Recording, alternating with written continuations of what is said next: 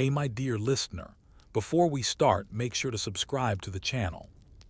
Comment down where are you from and what's your time right now. Let's jump into the video. Story 1. Life inside a medieval castle. You lie on a straw-stuffed mattress wrapped in a coarse woolen blanket. The air is damp, still, and cold, too cold for comfort. Beneath your back, wooden planks creak as you shift. You're inside a medieval castle, not as a noble, but as someone lower on the ladder, a chamber servant perhaps, or a squire in training. The year is somewhere between 1200 and 1350. The great hall above is quiet, its fires burnt down to embers. There is no central heating. There is no privacy. And you've just begun another long, bone-chilling night in the heart of stone. Stone isn't cozy. Medieval castles were not built for comfort. They were built for defense. The walls were often several feet thick, made of limestone or granite. That made them excellent at resisting battering rams and arrows, but hopeless when it came to insulation. The stones absorbed cold and radiated it inward. In winter, rooms turned into vast refrigerators. In summer, they remained eerily cool. Unless you were high-ranking and afforded a private chamber, your nights were communal. Servants, soldiers, and even lower-ranking nobles often slept in the same room. In the great hall, men-at-arms might sleep close to the hearth, rolled in cloaks or rough blankets. Squires or apprentices would line up on benches or bedding rolls. Castles were echo chambers of whispered conversations, snoring, the occasional cough, and the creak of timber under shifting weight. The straw mattress better than the floor. A mattress, if you had one, was typically a bag made of sackcloth or linen, and stuffed with straw, wool, or even feathers, though feather beds were a luxury reserved for the wealthy. Straw had to be changed frequently. If not, it quickly grew moldy and insect-ridden. Fleas were constant companions. Mice and rats were uninvited bedfellows. Lice, body odor, and the smell of chamber pots filled the stale air. Blankets were usually made of wool.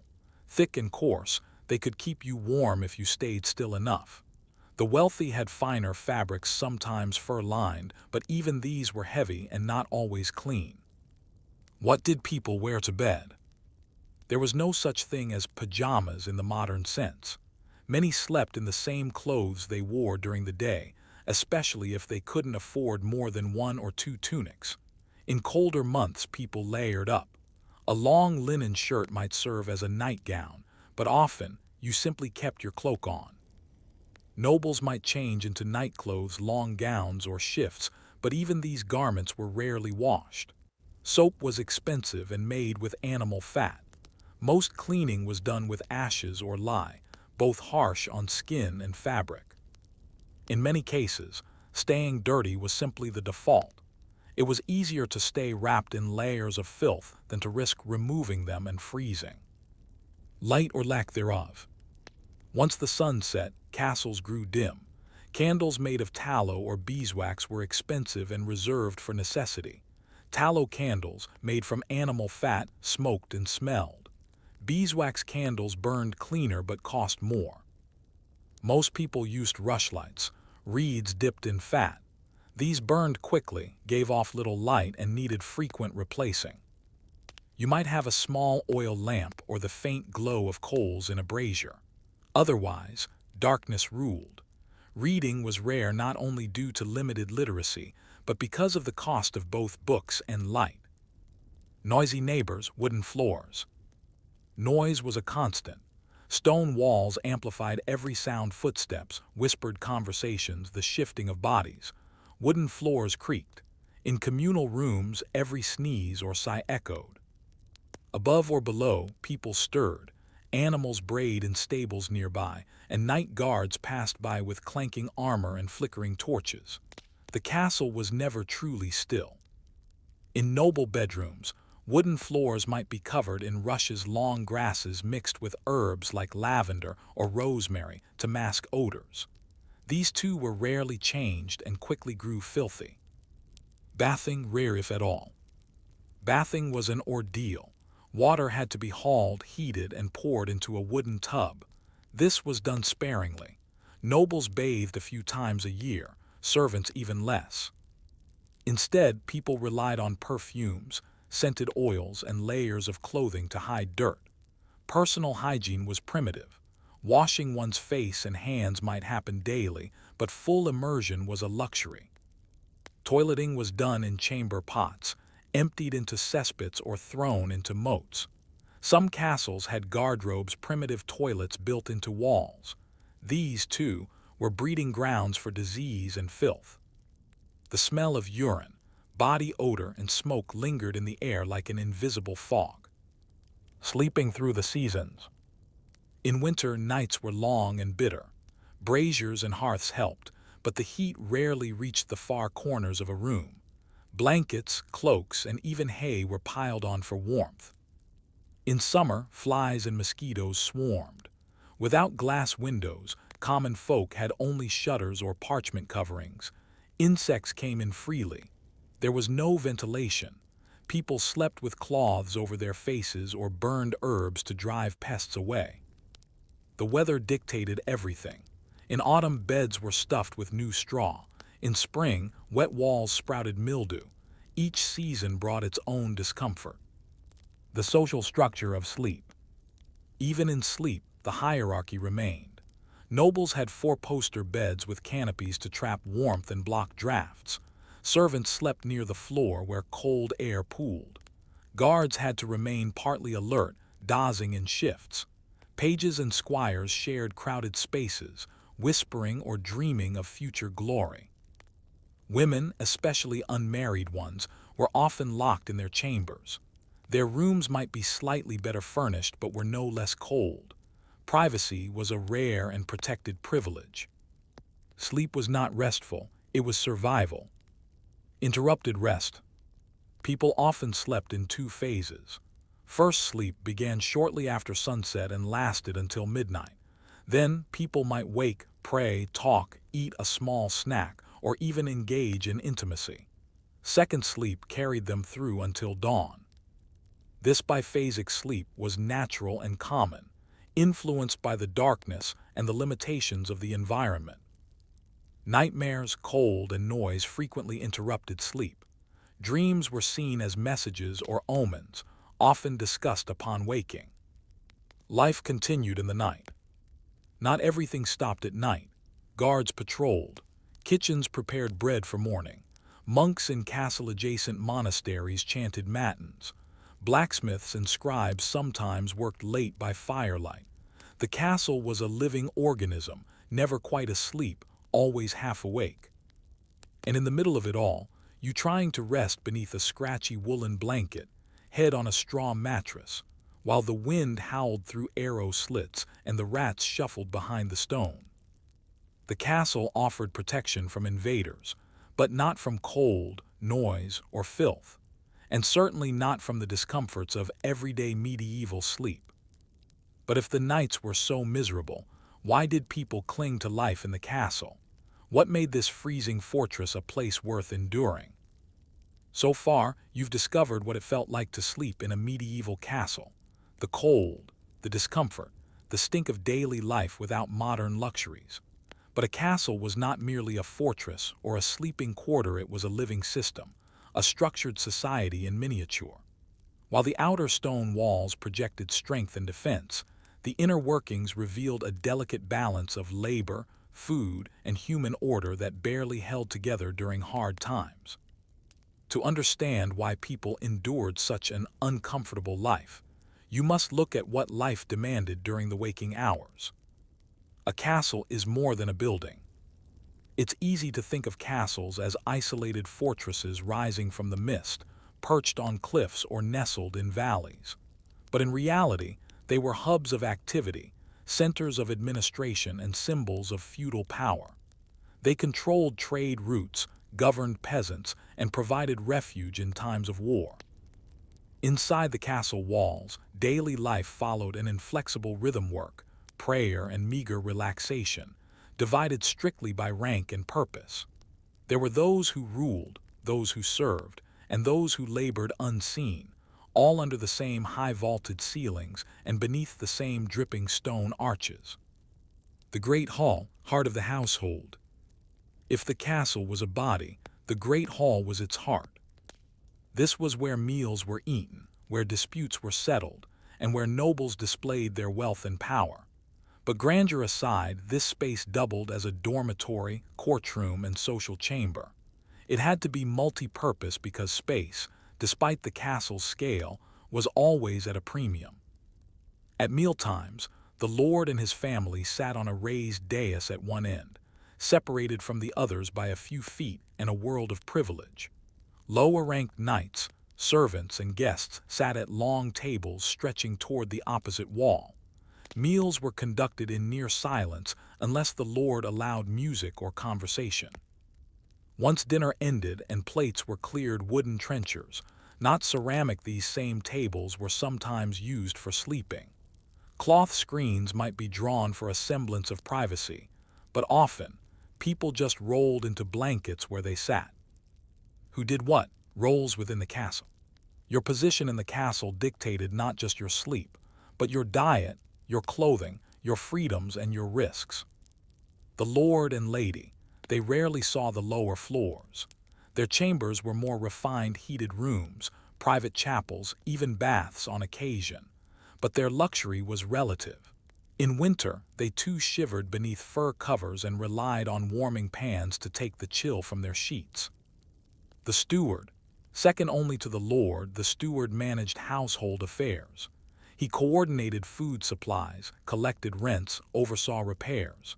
His sleep was better than most, but his rest was often short, his mind cluttered with accounts, disputes, and the need to plan for famine or siege. The cook and kitchen staff. The kitchen was a separate building in many castles to reduce the risk of fire. There, meat roasted, bread baked, and large pots of stew simmered over open flames. These workers often slept near their workstations, in stifling heat or chilling damp depending on the season. Servants and pages. Young boys training as pages might sleep in stairwells near their lord's chamber, always on call. Female servants, often cloistered near the ladies' apartments, shared overcrowded rooms. They bathed their mistress, dressed her, and whispered gossip when no one listened. Guards and watchmen. The guard rotation never ended. They walked the ramparts, paced the towers, and huddled around fires in the gatehouse. Many slept in armor or near it, ready to defend at a moment's notice. Their dreams were often interrupted by alarms or distant howls. Chaplains and clerics. Castles often had a chapel, tended by a chaplain. He lived in austere quarters, sleeping with the scriptures and waking for prayers long before sunrise. Artisans, blacksmiths, masons. Essential, though not always housed within the walls. If they did sleep in the castle during long projects or under threat, they slept in workshops, alongside tools and stone dust. Each role was vital. Remove one piece, and the whole castle teetered on dysfunction. The rhythm of a day. A typical day inside a castle was regulated by bells, horns, and sunlight. Clocks were rare and expensive, but monasteries often had water clocks or hourglasses to mark the liturgical hours. Castles borrowed this rhythm. Before dawn, the watch changed. Fires were rekindled. Bakers began kneading dough. Dawn, prayers were said. The lord might meet with his steward or bailiff. Mid-morning, the household broke its fast, bread, ale, perhaps cheese. Midday, the main meal, and often the most social event. Afternoon, labor resumed, whether in kitchens, armories, or out on hunts. Evening, prayers, supper, and then gradual dimming of life into sleep. This rigid schedule created a sense of control in an otherwise chaotic world. Time was measured by task, not seconds. Heating the unheatable. One of the castle's greatest weaknesses was its inability to retain heat. Fireplaces were primitive, often smoky and inefficient. Central hearths, once the norm, gave way to wall-mounted chimneys in the late Middle Ages, but even these were drafty. To sleep comfortably, one needed a bed with curtains to trap body heat, a brazier, a small metal pan with coals, a warming pan, hot coals placed in a pan and slid between bed sheets. But these came with risks. Fires could and did destroy castles. More often, people erred on the side of cold. Sometimes dogs or livestock were brought indoors for heat. In lesser rooms, hay was laid on floors to reduce the chill. And in the depth of winter, everyone learned to live with cold feet. Food and fuel limited but essential. Food storage was a matter of survival. Castles had pantries, larders, and buttery cellars. Salting, smoking, and pickling were common preservation methods. Bread was baked daily. Beer was brewed often, safer than water. Fuel, wood, charcoal, or peat was always in demand and never quite enough. In times of siege, these stores became lifelines. People rationed. Cats and dogs vanished. In some cases, rats were eaten. Sleep became a way to conserve energy during hunger. Disease, injury, and sleep. Illness spread easily. Close quarters, unwashed bodies, and rodents made castles ideal breeding grounds for disease. There were no antibiotics. Injuries from falls, burns, or minor infections could become deadly. Sick rooms were rare. The sick were quarantined inside chambers or simply left in bed. Fevers brought hallucinations, and moaning in the night was common. Priests administered last rites regularly. Death came quickly and often, and sleep could blur into permanent silence. Soundscapes of a castle night. At night, sound carried strangely. Hoofbeats on the drawbridge. Wind howling through murder holes. The splash of waste emptied into a cesspit.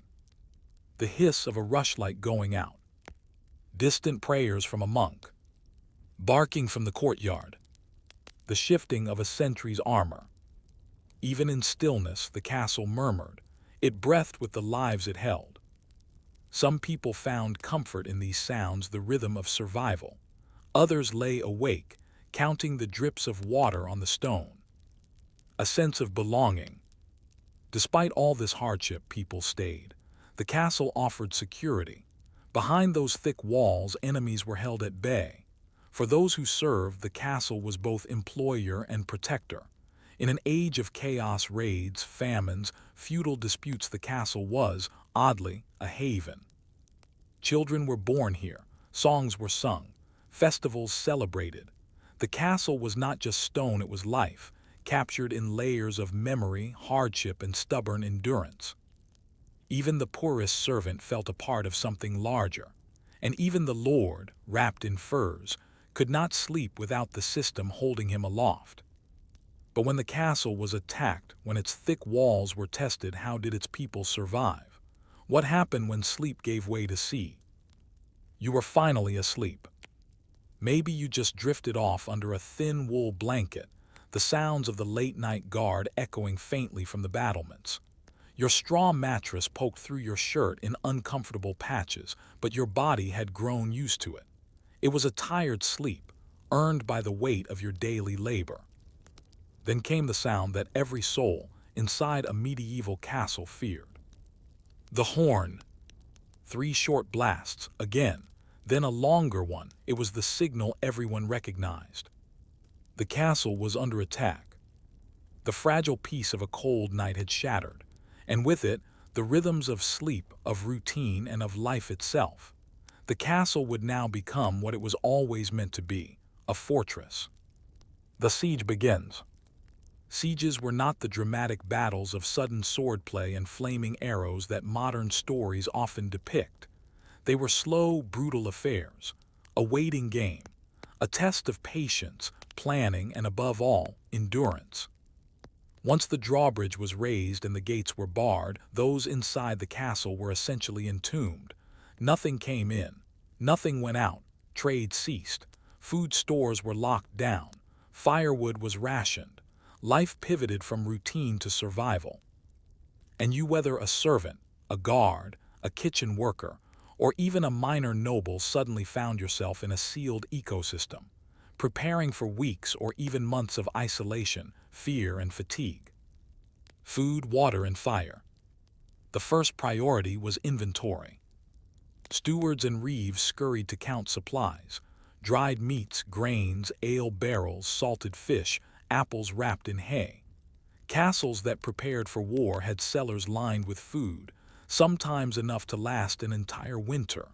But no amount ever felt like enough. Water was more fragile. Some castles had wells within their walls, others relied on cisterns or stored barrels. If the enemy poisoned a water source or disrupted access, thirst came quicker than starvation. Fuel, often overlooked, became priceless. Without fire, you had no cooked food, no boiling water, no warmth. The rationing of firewood meant that most people inside the castle were cold more often than warm. Sleep now came in short, uneasy doses. Gone were the rhythms of biphasic rest.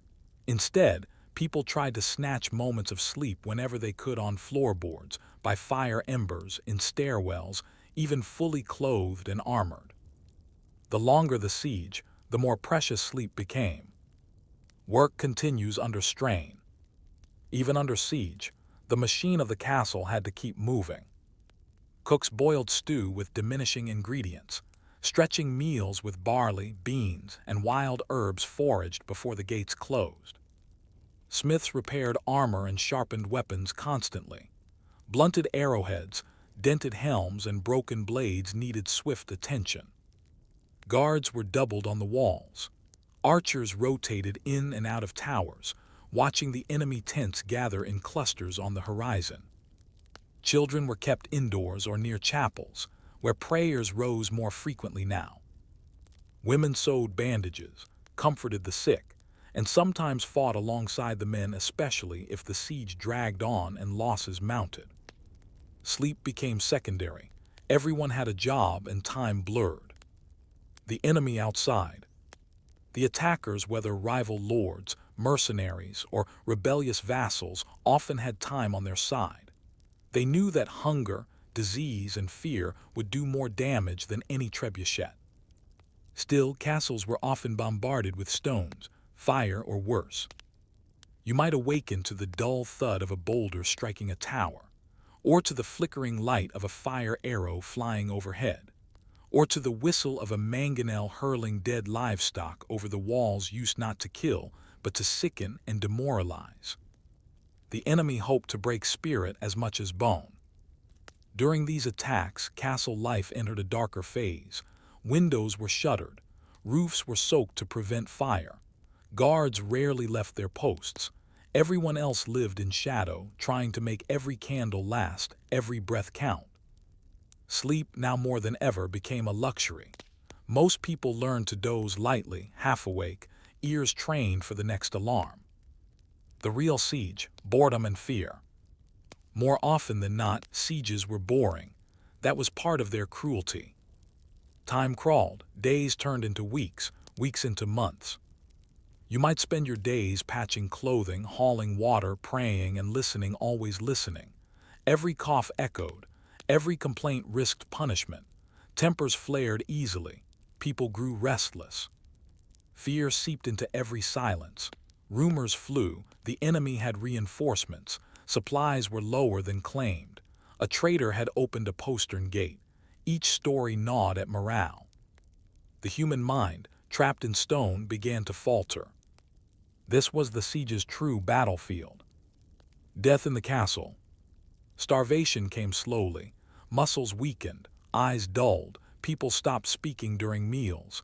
Meat disappeared first, then flour, then even rats and mice became rare. Disease thrived. Dysentery, fevers, infections from untreated wounds, they spread quickly. Medicine was rudimentary at best. Remedies included herbs, leeches, and religious relics. Bodies piled up. Sometimes they were hidden in cellars. Sometimes they were buried hastily inside the walls. But often, people simply lay where they died, another figure wrapped in a cloak, another bed left unoccupied. Sleep was now either too hard to find or impossible to escape. The moment the gates broke. Not all sieges ended in surrender. Some ended in betrayal, a servant bribed to open a gate. Others ended in bloody conflict. A mine collapsed a wall. A battering ram shattered a door. A fire arrow caught the wrong thatched roof. When invaders finally stormed the castle, the moment was chaos. The walls, which once kept enemies out, now kept panic in. Fighting spread room by room, tower by tower. You might be dragged from your straw bed into the cold corridor, armed with nothing but a kitchen knife. Or find yourself trapped in a stairwell, the clash of steel echoing down from above. Looting was common, fires were frequent, survivors were rare. And afterward, the castle, if it still stood, was never quite the same. Its ecosystem, its balance of life and labor had been shattered. After the siege, if the defenders survived, if the enemy gave up, or was repelled, recovery was slow. Stores were empty, livestock was gone, walls were cracked, morale was broken. The castle's people often looked older, thinner, and quieter. Graves were dug, floors were scrubbed, fresh rushes laid. Life resumed, but never as it was before. And sleep, it remained elusive for many. Nightmares lingered. Every horn blast, even years later, could trigger a tremble in the hands. People slept with knives under pillows. Some never returned to full rest. Yet slowly the castle adapted again. Children were born, new servants arrived, repairs were made, fires lit hearths again. The walls had held. And behind those stone walls, life, no matter how cold or hard, endured. We remember medieval castles for their grandeur and strength, but inside they were places of cold nights, sleepless fear, and quiet resilience. For all the glory of history, survival was often the real victory. Story 2. A Night in 14th Century Europe. You awake not in a castle this time, but in a narrow, creaking bed in a house along the cramped, winding streets of a medieval city. The smell is the first thing that greets you: rot, smoke, and something you can't quite place. Outside, the morning sun is hidden behind a veil of mist and chimney soot. The bells of the local church toll faintly in the distance. They ring often these days. It's 1348. The Black Death has arrived. This city could be anywhere: Florence, Paris, London, Avignon. The names matter little. Across all of Europe, cities are gripped by the same thing: fear. You are a physician, or more specifically, what the people call a plague doctor. You're about to begin your rounds, dressing for death. Before you open the door, you dress. Not in the way a modern doctor would, but in what was believed to be protective garb. A long robe, coated in wax or animal fat to repel miasma's bad air. Thick leather gloves, boots, a wide-brimmed hat that marks your profession. Then comes the mask. It's shaped like a bird's beak, long and curved, grotesque even in the dim candlelight. Into the beak you stuff herbs: mint, rose petals, lavender, cloves, camphor, anything to filter the air and protect yourself from the vapors believed to cause disease. The mask gives you a deathly profile, part doctor, part omen. No one wants to see you walk down their street. Yet they call for you all the same. The streets of the plague. You step out into the cobbled lanes. The streets are quieter now. Many have fled. The wealthy left weeks ago, abandoning their homes for countryside estates. The poor remain, so do the sick. Windows are shuttered. Doors are marked with chalk or paint. A red cross here, a smear of pitch there. These are signs this house is infected. Cries echo from within some homes. From others, nothing but silence. At the corner of an alley, you see a corpse cart pulled by hand. Two men in rough cloaks heave the bodies of the dead onto it. No prayers are spoken. The bodies are not wrapped in linen, but thrown in like garbage. Sometimes the cart tips from the weight. A limb falls out. No one dares to touch it. Rats scurry beneath doorways. Dogs bark wildly, sensing something wrong with the world. This is your path. Understanding the unknown. You know very little, truthfully. Galen's texts still dominate medicine. Theories of humors: blood, phlegm, black bile, yellow bile shape your thinking. Some say the plague comes from imbalance. Others believe it is divine punishment. There are no bacteria in your textbooks, no microscopes on your shelves. Germ theory will not exist for centuries. So you observe. The sick suffer from fever, vomiting, and swelling in the groin or armpits, buboes, as they will come to be known. They turn black with necrosis. Some bleed from the nose or mouth. Others die in hours, some in days. There is no pattern, no mercy, no cure. You try what you can. Bloodletting, herbal poultices, vinegar rubs, burning incense, washing with rose water. Sometimes people recover. You take notes, careful, meticulous. It's all you can do to preserve knowledge for whoever survives. Entering the infected home. You arrive at a marked door. The family inside sent for you last night. You knock, then push the door open slowly. The smell hits you immediately: sweat, urine, rotting flesh. The windows are closed tight. Candles burn in corners. In the bed lies a girl no more than 16, sweating, muttering, her body contorted in fever. Her eyes are glazed.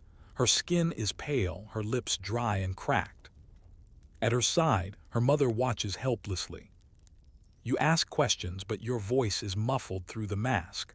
The mother answers in whispers. Yes, the girl was well 3 days ago. No, no one else in the house is ill yet. You press the back of your hand to the girl's forehead, scalding. You examine the lump under her armpit. It is black, hard as stone, the skin around it slick and oozing. You cannot meet her eyes. You cannot offer her hope. You administer a vinegar cloth and leave a satchel of herbs. You instruct the mother to keep her fed and to burn any soiled linens. You offer a prayer, though you doubt it will matter. You do not linger. You never linger. The isolation of the doctor. People think plague doctors were brave, perhaps even noble, but the truth is more complicated. Many were hired outsiders, summoned from distant towns. You might have come from another region, desperate for coin or reputation. Others had no choice, appointed by the town council, sometimes under pressure. No one wanted to touch the sick, so you did. But the mask distanced you. No one saw your face. No one hugged you. You didn't eat in company. You often slept alone, far from the others. Even your fellow physicians avoided you. The garb protected you, but it also isolated you. Some townspeople believed you brought the plague, not cured it. You were the last face many ever saw, a symbol of the end. In some cities, your mere presence sparked riots or attacks. You became a shadow among shadows. Nightfall over the city. As dusk settles, the air thickens. The fires in the streets grow larger. People burn herbs in great piles, believing the smoke will chase the plague away. Church bells toll again. Sometimes for the sick, more often for the dead. The taverns are closed. The markets are silent. The streets now belong to the rats and to the dark. You return to your quarters, a small chamber near the church. You wash your gloves in vinegar. You burn your herbs. You clean your mask. You write what you saw in your ledger, trying to make sense of it all. Today, 12 homes visited. Of those, perhaps one will see recovery. You eat stale bread, drink watered wine, stare at your hands. Then eventually, you lie on your bed stiff, low to the ground, the same bed in which the last plague doctor slept before he succumbed.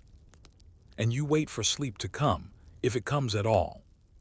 But how did cities try to fight back against the plague? What measures were taken, and who enforced them? Could order truly be kept when death walked the streets?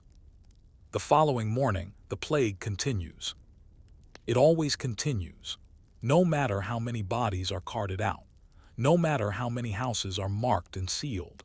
The city tries to resist, but the plague seeps in through every window crack, through every whispered prayer, through the very fabric of daily life. As a plague doctor, you don't just care for the sick. You also navigate a city's desperate efforts to survive itself. This is not just a battle against disease. It's a battle against disorder. The rise of the quarantine. The word quarantine comes from the Italian quaranta, giorni, 40 days.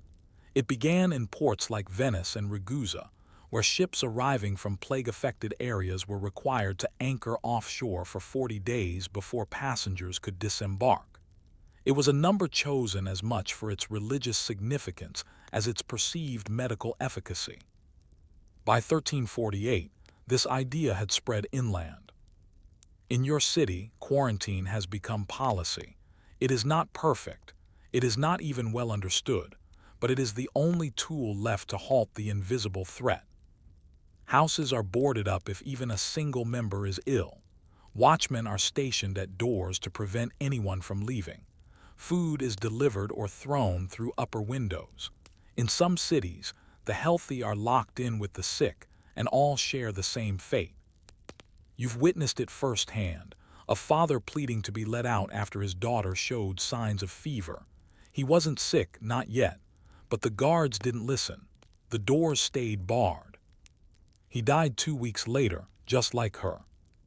This is quarantine in the 14th century, a blunt instrument wielded with hope and desperation. The Public Health Council. Some towns, especially those with functioning city councils, attempt rudimentary public health measures. Boards of health are formed groups of magistrates, doctors, clergy and merchants tasked with containing the outbreak. They pass ordinances. All infected houses must be marked. Public gatherings are banned. Corpses must be buried outside city walls. Butchers must stop selling offal. Stray dogs and pigs are to be culled. These rules are sometimes followed, often ignored. As a plague doctor, you are occasionally summoned to advise the council. You suggest things based on what little you've observed. Burn contaminated linens. Separate the sick from the healthy. Ventilate closed homes. But without microscopes, without germ theory, much of your advice is trial and error. Even so, your presence gives the illusion of control. Policing the sick. Enforcement is harsh. Guards patrol neighborhoods. Church bells are rung to announce deaths. Sometimes soldiers escort corpse carts and supervise mass graves. Entire families are relocated to plague houses, grim institutions on the city outskirts, where no one returns. Punishments for violating quarantine are severe. Fines, public whipping, even execution. One man you know, an apothecary, was caught smuggling herbs into a sealed home. The herbs may have done no harm, but the act broke the rules. He was publicly shamed, then disappeared into prison. No one saw him again. It's a strange irony. In an age of chaos, discipline is more strictly enforced than ever. The threat is invisible, but the punishment is very real. And all the while, you make your rounds, quietly observing, never quite sure who to trust or who will survive. Fear and superstition. Not everyone believes in quarantine or doctors. Fear breeds rumors, and rumors in these times breed violence. People begin to blame the Jews, accusing them of poisoning wells. In some cities, pogroms erupt, communities are wiped out in days. Others blame foreigners, lepers, beggars, or witches. You hear whispers of secret rituals, of curses, of the devil walking in human form. Some people carry amulets. Others tie live toads to their sores, hoping the creatures will draw out the poison. Flagellants roam from town to town, beating themselves in public displays of penance. You pass them on your rounds, men and women in torn robes, chanting hymns as they bleed. They are both spectacle and warning. This is no longer just a medical crisis. It is a spiritual reckoning. The priests and the grave diggers. The clergy work alongside you, some with courage, others with resignation. Priests visit homes to offer last rites. Monks copy down death records. Nuns tend to the dying in hastily converted infirmaries. But they too are vulnerable. In some monasteries, entire communities are lost. The bells fall silent, the chapels empty. Grave diggers, meanwhile, work without pause. The city graveyards are full. New pits are dug outside the walls. Mass graves, plague pits, are lined with lime to hasten decomposition. Bodies are stacked like firewood. You've seen it yourself. Children buried with parents, names unknown, recorded only as numbers in a ledger. Sometimes in the quiet before sleep, you try to remember each face, but they blur together fevered eyes, blackened skin, clenched hands. So you write. Each night by candlelight you write in your ledger. You document treatments, symptoms, responses.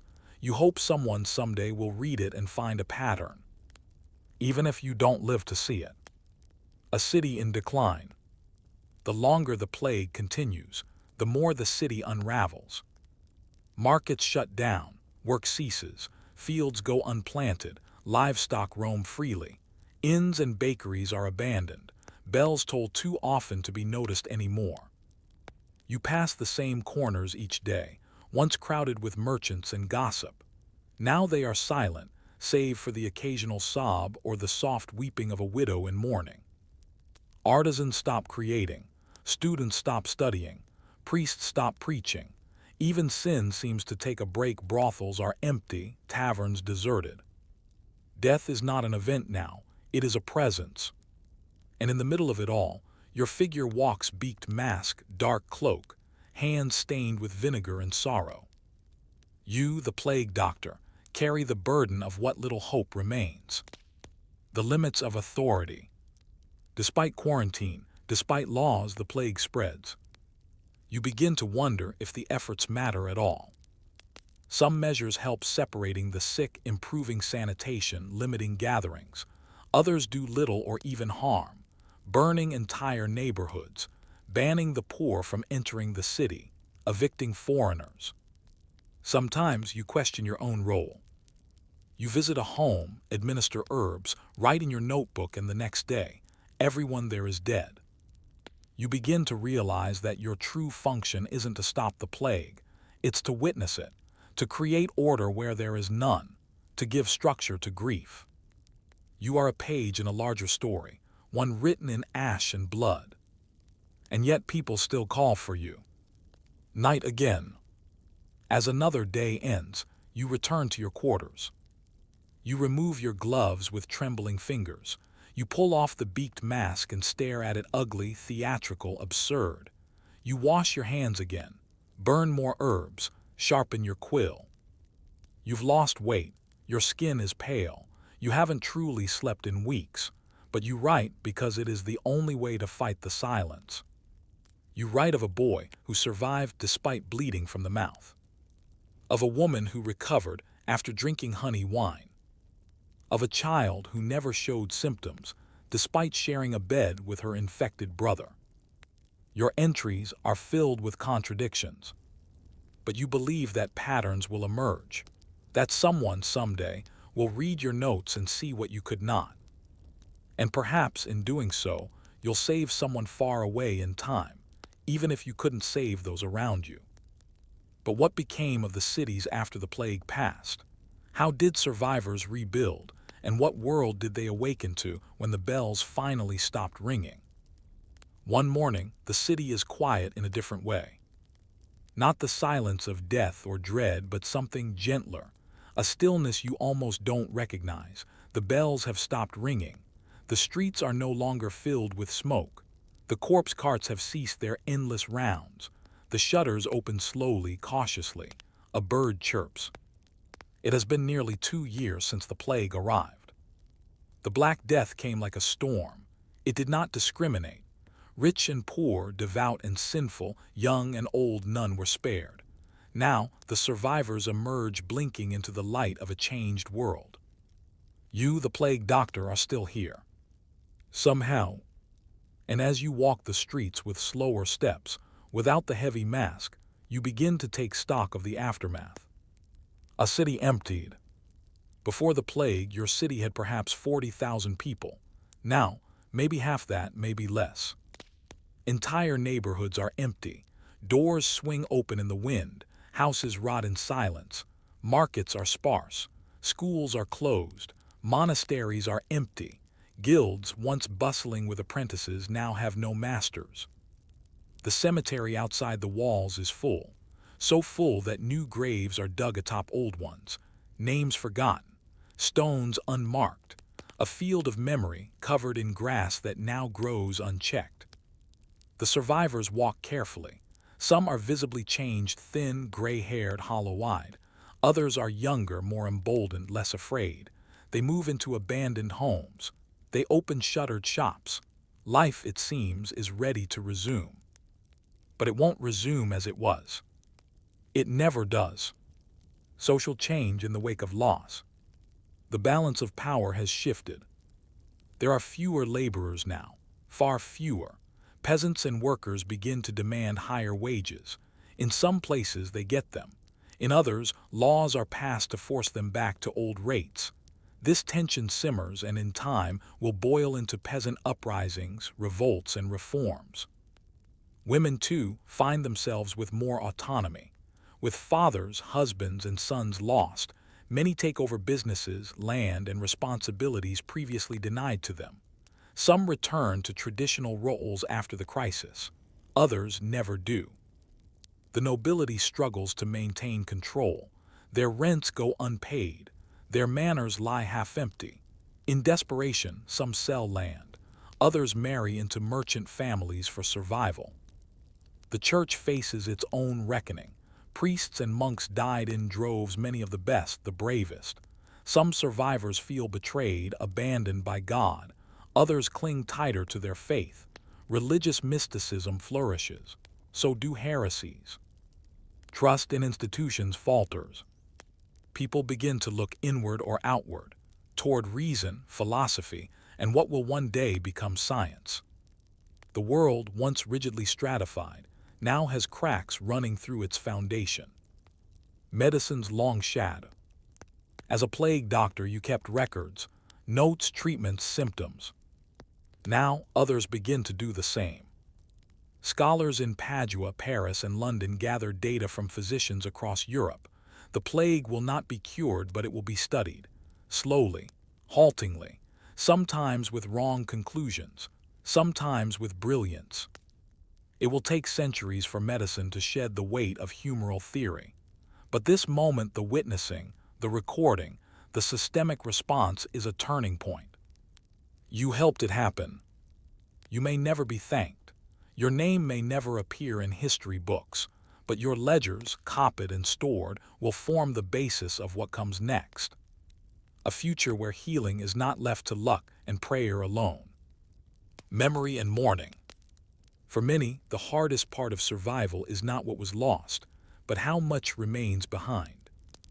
Children look for parents who won't return. Lovers grieve in silence. The city holds ghostly echoes in its walls. Laughter, music, chatter, memories of a life that feels impossibly distant. You see it in the way people hesitate before speaking too loudly, the way eyes linger on empty doorways, the way a sudden cough still freezes a room. Plague becomes part of the city's soul, its architecture, its habits, even its festivals. In some regions, entire holidays will be created to commemorate deliverance. In others, the memory will be buried deep, unspoken, but never forgotten. You return to the house where, long ago, you visited a sick girl and her mother. The windows are now open, fresh rushes on the floor, someone else lives there now. Life moves on, but the silence of those rooms lingers in your bones. What was learned and what was not. The plague will return. Not immediately, but again. In cycles, every few decades, it will evolve, mutate, resurge. The 14th century was not the end of the Black Death, it was its introduction. And yet for all the suffering, some progress takes root. Cities begin organizing permanent health councils. Quarantine measures become standardized in ports. Medical schools add case studies from the plague years. Trade in herbs, chemicals, and distillation increases. Sanitation becomes a civic concern, not just a personal one. None of this would have been possible without the terrible clarity brought by the pandemic. The structures of Europe begin to bend not from war, not from kings, but from disease. And though the suffering was immense, the consequences will pave the way for the Renaissance, for urban reform, and for eventual scientific enlightenment. It is not a romantic legacy, but it is real. The plague doctor's end. You too change. You remove the beaked mask for the last time. Its leather is cracked. The scent of old herbs still clings to it. You place it in a box, along with your gloves and your journal. You no longer need to wear it, not for now. You look older than your years. The plague has aged you. But it has also hardened something inside: your resolve, your understanding of fragility, your compassion for suffering. You walk the streets not as a symbol of death now, but of survival. Children no longer run away when they see you. Some even smile. They know your face. And at night, you sleep without the sound of bells. For the first time in years. Long after the plague receded, the image of the plague doctor remained. Mysterious, grotesque, a symbol of fear and of hope. For in bearing witness to the worst of humanity's suffering, they laid the quiet groundwork for healing. Story 3. The Hidden World of a Roman Kitchen. You enter through a side passage away from the grand marble columns and mosaic floors of a Roman villa's atrium. This is not the domain of senators or philosophers. This is where fire smolders, knives scrape, pots bubble, and salt clings to the air. This is the kitchen of a Roman home in the 1st century CE. It's smaller than you imagined, cramped, smoky, utilitarian. And yet, it's the unseen engine of the house, humming day and night with the labors of slaves, cooks, and servants. This is where status is maintained, hunger is subdued, and the entire household finds rhythm. You've arrived not to dine, but to observe. And you'll find that the story of Rome is told as much through its kitchens as through its conquests. Fire and brick, the physical layout. The typical Roman cucina kitchen was modest in size, especially in even the grandest domus house. Found at the back or side of the property, it was designed less for comfort and more for function. The walls are dark with soot. A low hearth of brick, no chimney, only a hole in the ceiling for smoke, serves as the central cooking area. Clay ovens, fornaks, line one wall. There are a few bronze pots and pans, some clay vessels, iron cooking grates. A stone mortar and pestle sits in a corner, half covered in ground herbs. Wood, dried dung, or charcoal fuels the fire. The smell is ever-present, acrid, earthy, and strong. Above you, a shelf holds ingredients that don't spoil easily: amphorae of oil and wine, sacks of grain, onions hanging in bunches. There is no refrigeration. Meat must be salted, dried, or eaten quickly. Fish arrives pickled or preserved. Cheese is aged and kept wrapped in fig leaves or oilcloth. Nothing is wasted, everything is used. You're not in the part of Rome that poets write about, but this is where they ate. Who worked here? In wealthy households, the kitchen was run by slaves, some trained as cooks, koki, others as assistants or food tasters, pregustators. The head cook might be highly skilled, even renowned among the elite. Trained in seasoning, sauces, and presentation, some cooks were valuable property. Others, lower ranking, did the grinding, the chopping, the hauling of water. These slaves often lived in the kitchen or nearby, sleeping on mats or tucked into niches beside the storeroom. Their days began before dawn and often ended after the last scraps were scraped from platters. Their lives were not luxurious, but a good cook might earn favor, sometimes even manumission freedom. You hear them speak to one another in hurried Latin, sometimes Greek. Commands mix with jokes. The sound of steel on wood punctuates the air. They move constantly. The smell of empire. There is a specific smell in a Roman kitchen, a dense blend of garum, oil, herbs, and smoke. Garum deserves particular attention. It was the cornerstone of Roman flavoring, a fermented fish sauce made from the intestines and blood of mackerel or anchovy, layered with salt and left to sit in the sun for weeks. The result was a pungent, amber liquid added to nearly everything. To the modern nose, it's overpowering. To Romans, it was essential. You watch as a cook ladles garum into a barley stew. Another mixes it with honey and vinegar to pour over lamb. A third uses it to flavor cabbage. Combined with herbs dill, coriander, lovage and spices from the east like pepper or cumin, the food of the Roman elite was complex and heavily seasoned. Not everyone ate this way. Food and class. The kitchen's work depended on the household's status. The elite served multi-course meals: gustatio appetizer, prima mensa main, and secunda mensa dessert. The cook was expected to produce elaborate dishes: stuffed dormice, flaming honey cakes, roasted peacock. The middling class, equites, or wealthy merchants, ate simpler meals but still employed servants. Stews, roasted meats, and flatbreads dominated the table. The poor often had no kitchen. They ate from Thermopolia Roman street food stalls or cooked on portable braziers. Their meals centered on bread, porridge, pools, and whatever scraps could be found. Here in this villa's kitchen, you are surrounded by the food of wealth. A pastry crust is shaped into a swan. A whole boar's head is being garnished. Dried dates are stuffed with nuts and dipped in wine. The cooks work with speed and silence. Presentation matters, though the diners will never know who prepared the feast.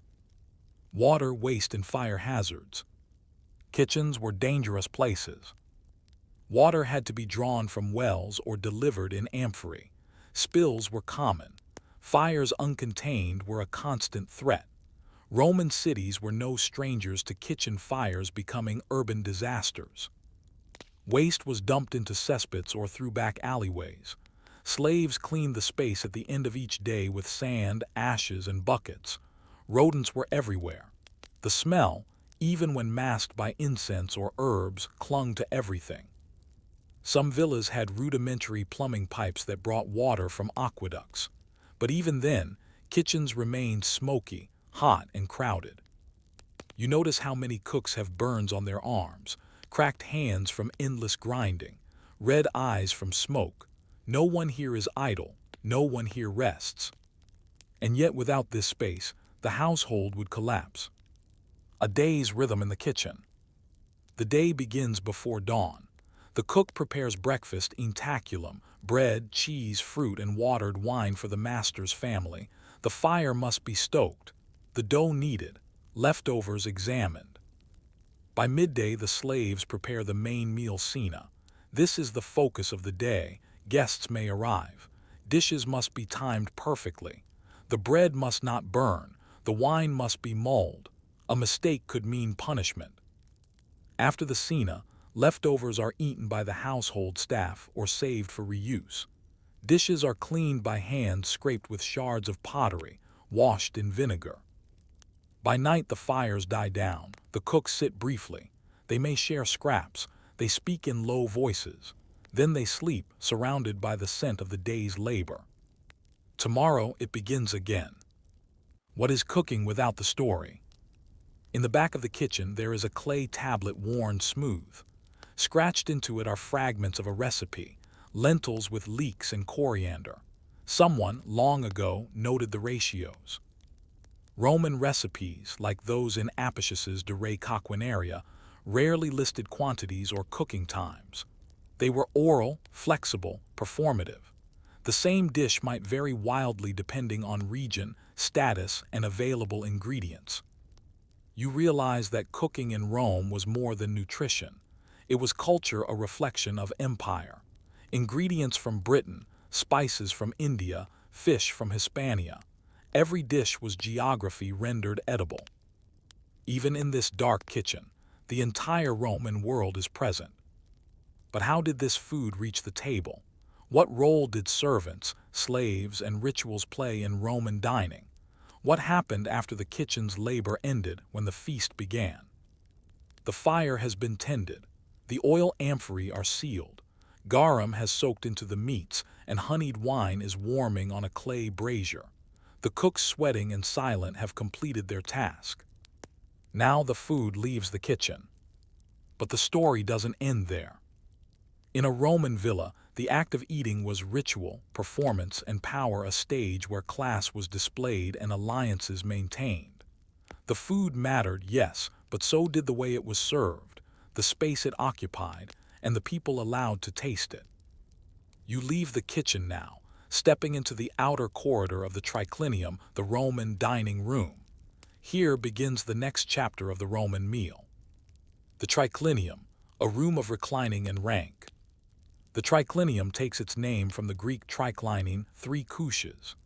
It is laid out as a U-shape, each side formed by a cushioned couch, lectus, open on one end to allow servants to deliver food from a central table. This is not a space for chairs. Guests lie down on their left sides, propped up on an elbow, feet stretched behind them. Right hands remain free to reach for food. The posture signals both relaxation and refinement. Reclining is a symbol of freedom, a privilege of citizens. Not all in Rome were permitted to do so. The walls are painted with bright frescoes, mythological scenes, pastoral landscapes, or symbolic animals. The floor is mosaic, often black and white, patterned in geometric designs. Incense burns faintly from bronze braziers. Light filters in from high windows, softened by linen screens. This room is a world apart from the kitchen, quieter, perfumed, curated. But none of it functions without the labor behind the curtain. The journey from kitchen to table. Slaves and servants move through side halls, carrying dishes in careful procession. Platters of fish, trays of spiced chickpeas, bowls of lentils garnished with mint, dates stuffed with pine nuts, sausages wrapped in fig leaves, loaves of honey-glazed bread. The most extravagant households even serve flaming dishes prepared to dazzle. Each course is orchestrated. Gustatio, the appetizer, eggs, olives, lettuce, and mulled wine. Prima mensa, the main course, meats, fish, stews, grains. Secunda mensa, the dessert, fruits, nuts, cakes, wine sweetened with honey or spices. In elite homes, meals might stretch over hours, sometimes including 10 or more courses. The food is designed not just to nourish, but to impress. But it must all arrive warm, intact, and in proper order. This is where the role of the servy, household slaves, is critical. Some carry trays, others pour wine, mix sauces, entertain guests, or play soft music on lyres and flutes. They do not speak unless spoken to. They wear tunics, simple, sleeveless, and walk barefoot. Some are children. Some have never seen the inside of the kitchen. Others began there and were promoted, if one can use that word, to house service. Their presence is quiet, constant, invisible. Dining and display. The Roman cena is not just a meal. It is an opportunity for social maneuvering. The host reclines at the center couch, lectus medius, the place of honor. Guests are placed according to rank and favor. The most important lie to his left and right. New clients, distant cousins, and lesser friends are positioned further out. To be invited to a cena was a privilege, but where you reclined told you just how far your favor extended. The host might use the occasion to reinforce political bonds, impress a superior, or court a patron. Food was a tool of power. The conversation is often philosophical, poetic, or political, but just as often it is mundane. Gossip, local disputes, the weather in the provinces. Slaves move quietly, replacing dishes, pouring wine, offering towels scented with rose water. The guests rarely notice. Meanwhile, the cooks return to the kitchen and wait for feedback. Was the fish too salty? Did the dates arrive cold? Did anyone compliment the honey-glazed dormice? The answers matter. The etiquette of excess.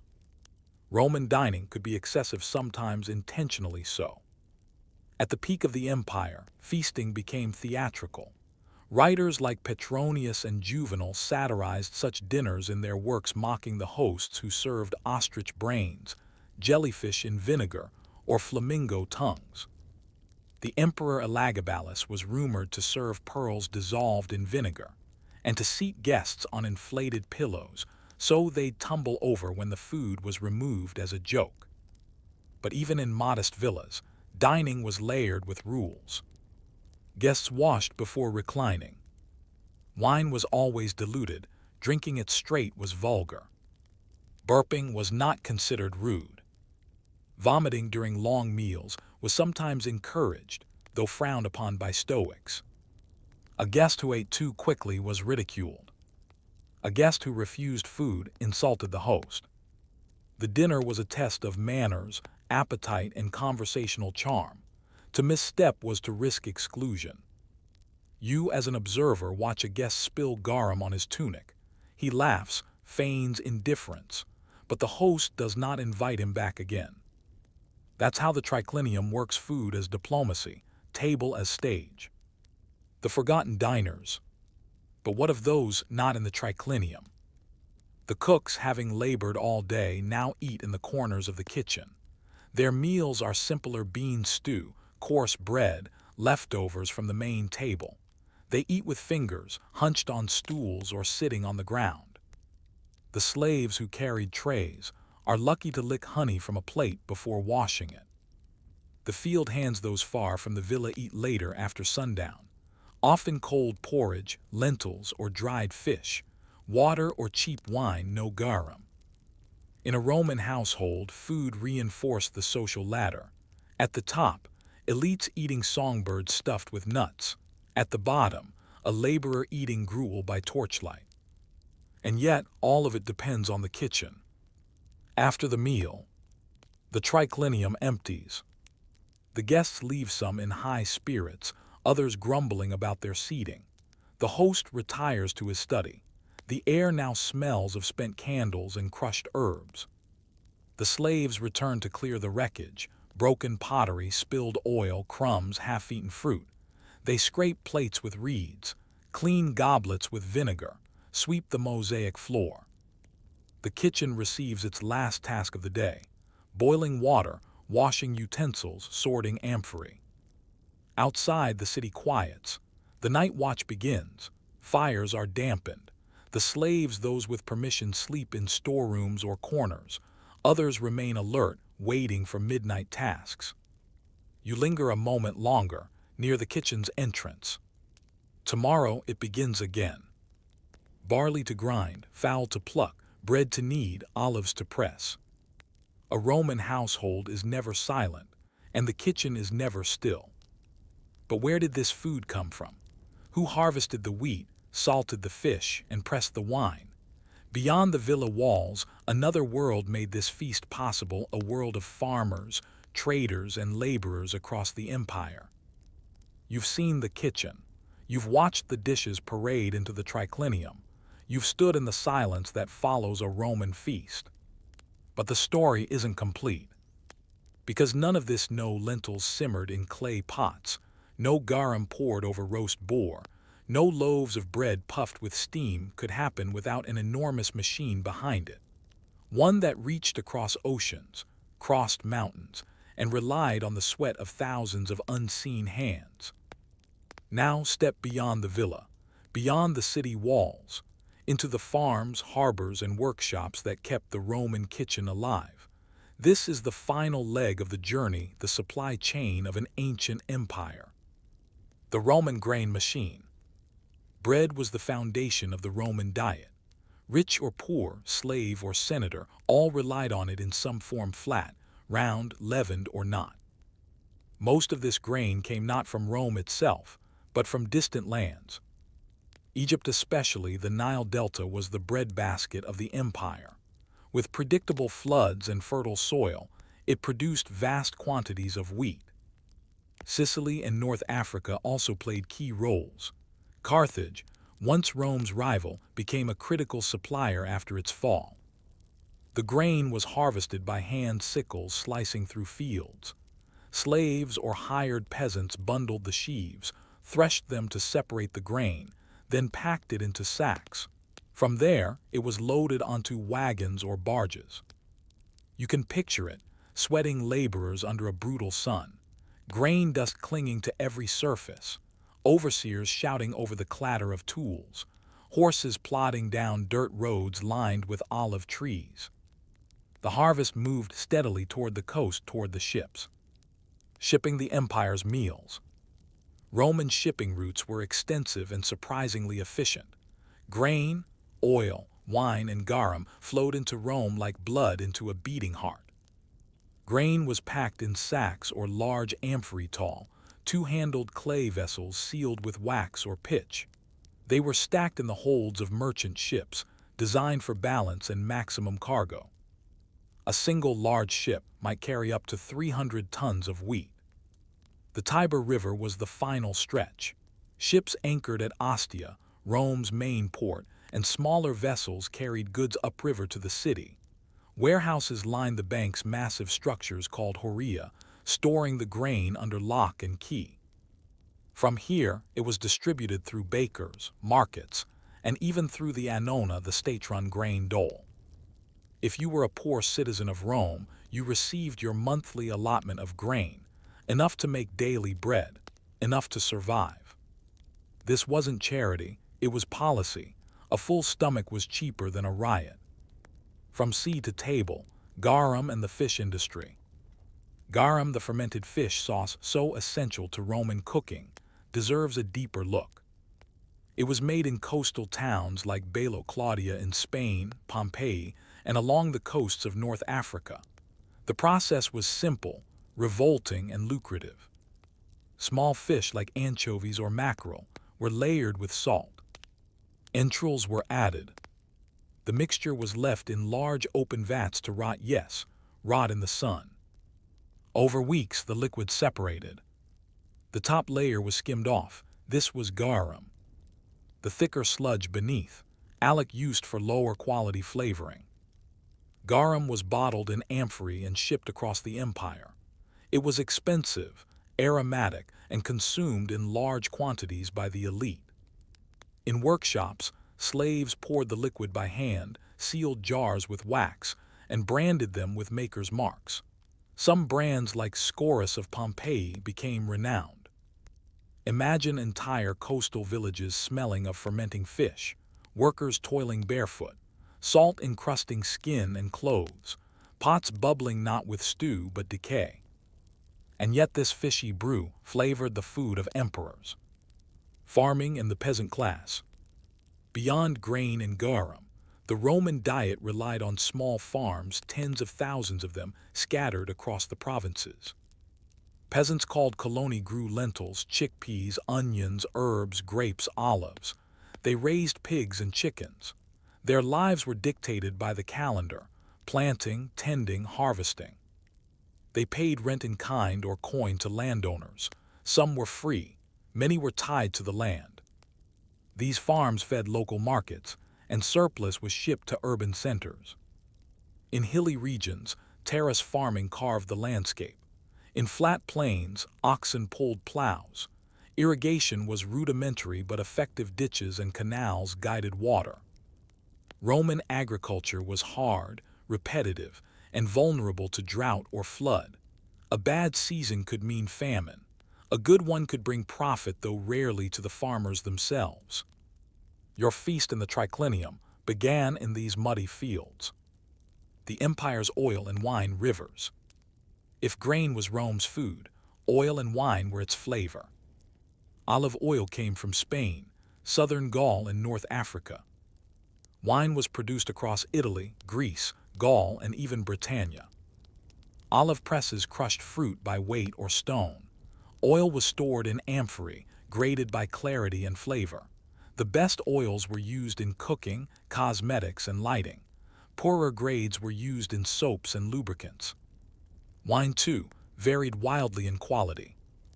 Cheap wine was sour, watered down, and stored in rough jars. Fine vintages like those from Falernum were aged, spiced, and expensive. Romans drank wine daily, but never undiluted. It was mixed with water, sometimes honey, even seawater or resin. It was believed that drinking it straight was barbaric, a sign of foreign excess. The wine merchants, called vinarii, stored barrels in cellars carved beneath the city. Slaves rolled heavy casks through the streets to supply villas and taverns alike. And from these barrels and bottles came the laughter, arguments, and poetry of Roman knights. Markets and middlemen. Once in Rome, food was sold in markets Macella, bustling centers of trade. The Forum Boarium specialized in cattle. The Forum Piscarium sold fish. Bakers, oil merchants, fruit vendors, butchers, spice sellers all packed into narrow alleys beneath arcades. Prices were regulated by aediles officials tasked with ensuring fair weights and quality. Cheating was punished. Spoilage was rampant. Bargaining was common. Wealthy homes sent slaves to purchase ingredients. Others visited daily, carrying baskets. Most had no refrigeration. Food had to be bought often, eaten quickly. Some slaves developed relationships with vendors buying the best cuts, freshest figs, or rare spices. They became gatekeepers to the master's table. You can almost hear the calls of vendors. Fresh fish from the Tiber, pepper from the east, garum from Hispania. A city fed by a continent. Scarcity and survival. Not every Roman feast went smoothly. Famine was common. Grain shipments could be delayed, pirates blocked routes, drought killed crops, floods ruined stores. In times of scarcity, bread was rationed, riots erupted, politicians were blamed, poets like Juvenal mocked the system's fragility. For the poor it meant hunger, for slaves it meant punishment, for cities it meant tension. And for the kitchen, it meant improvisation, stretching ingredients, thickening stews with barley, watering wine more than usual, replacing meat with beans. Survival was as much a skill as seasoning. Full circle. Now return to the villa one last time. The bread is served, the oil glistens, the garum has been stirred, the meat is tender, the fruit fragrant. But none of it exists in isolation. Each plate is a history, of farmers in Africa, of sailors on the Tyrrhenian Sea, of fishmongers in Baetica, of bakers in Ostia, of slaves in kitchens. The Roman kitchen was never just a room. It was a terminal at the end of a line of labor that stretched across the empire, a convergence point of effort, necessity, taste, and toil. And in its hearth glowed the embers of an entire civilization. When we picture the Roman world, we often see marble temples and armored legions. But its true heartbeat pulsed behind the walls of smoky kitchens, along dusty roads, and in the quiet crack of bread shared among many hands.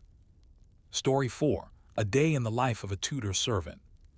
It is just before dawn. The cold clings to the stones of the manor like frostbite. You are already awake, though not fully conscious. A hollow ache lingers in your back from yesterday's labor, and the breath in your chest fogs the air. The fire in the great hall has long since died.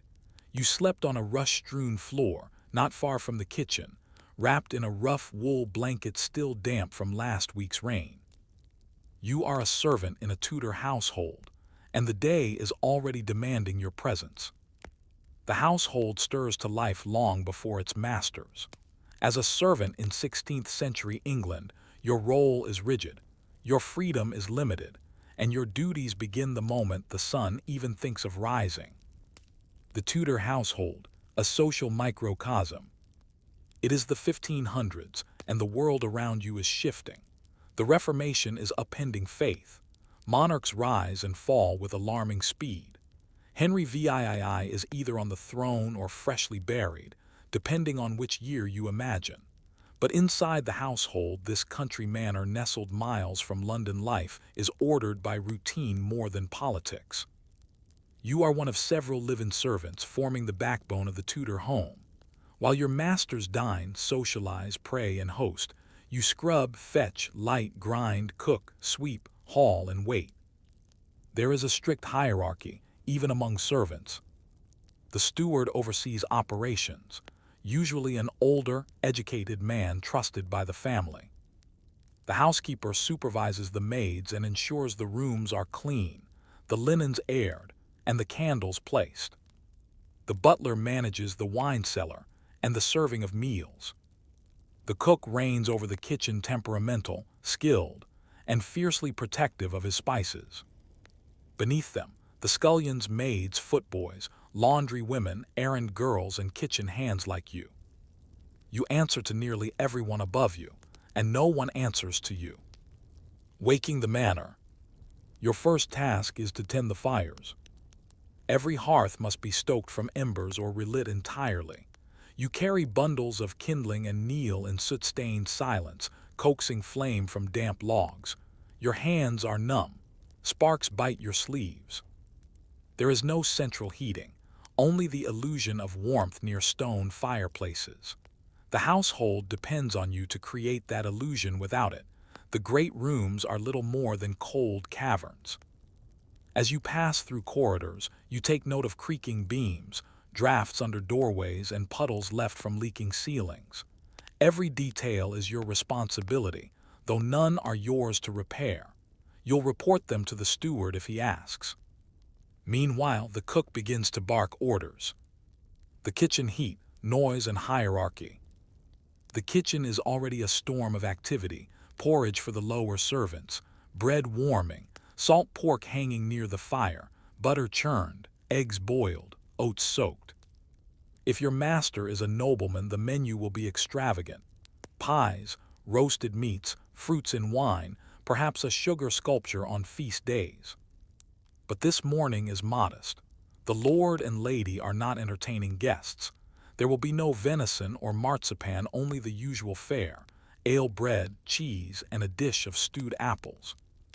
You help wash vegetables, slice onions, and wipe the blood from the chopping block where yesterday's goose met its end.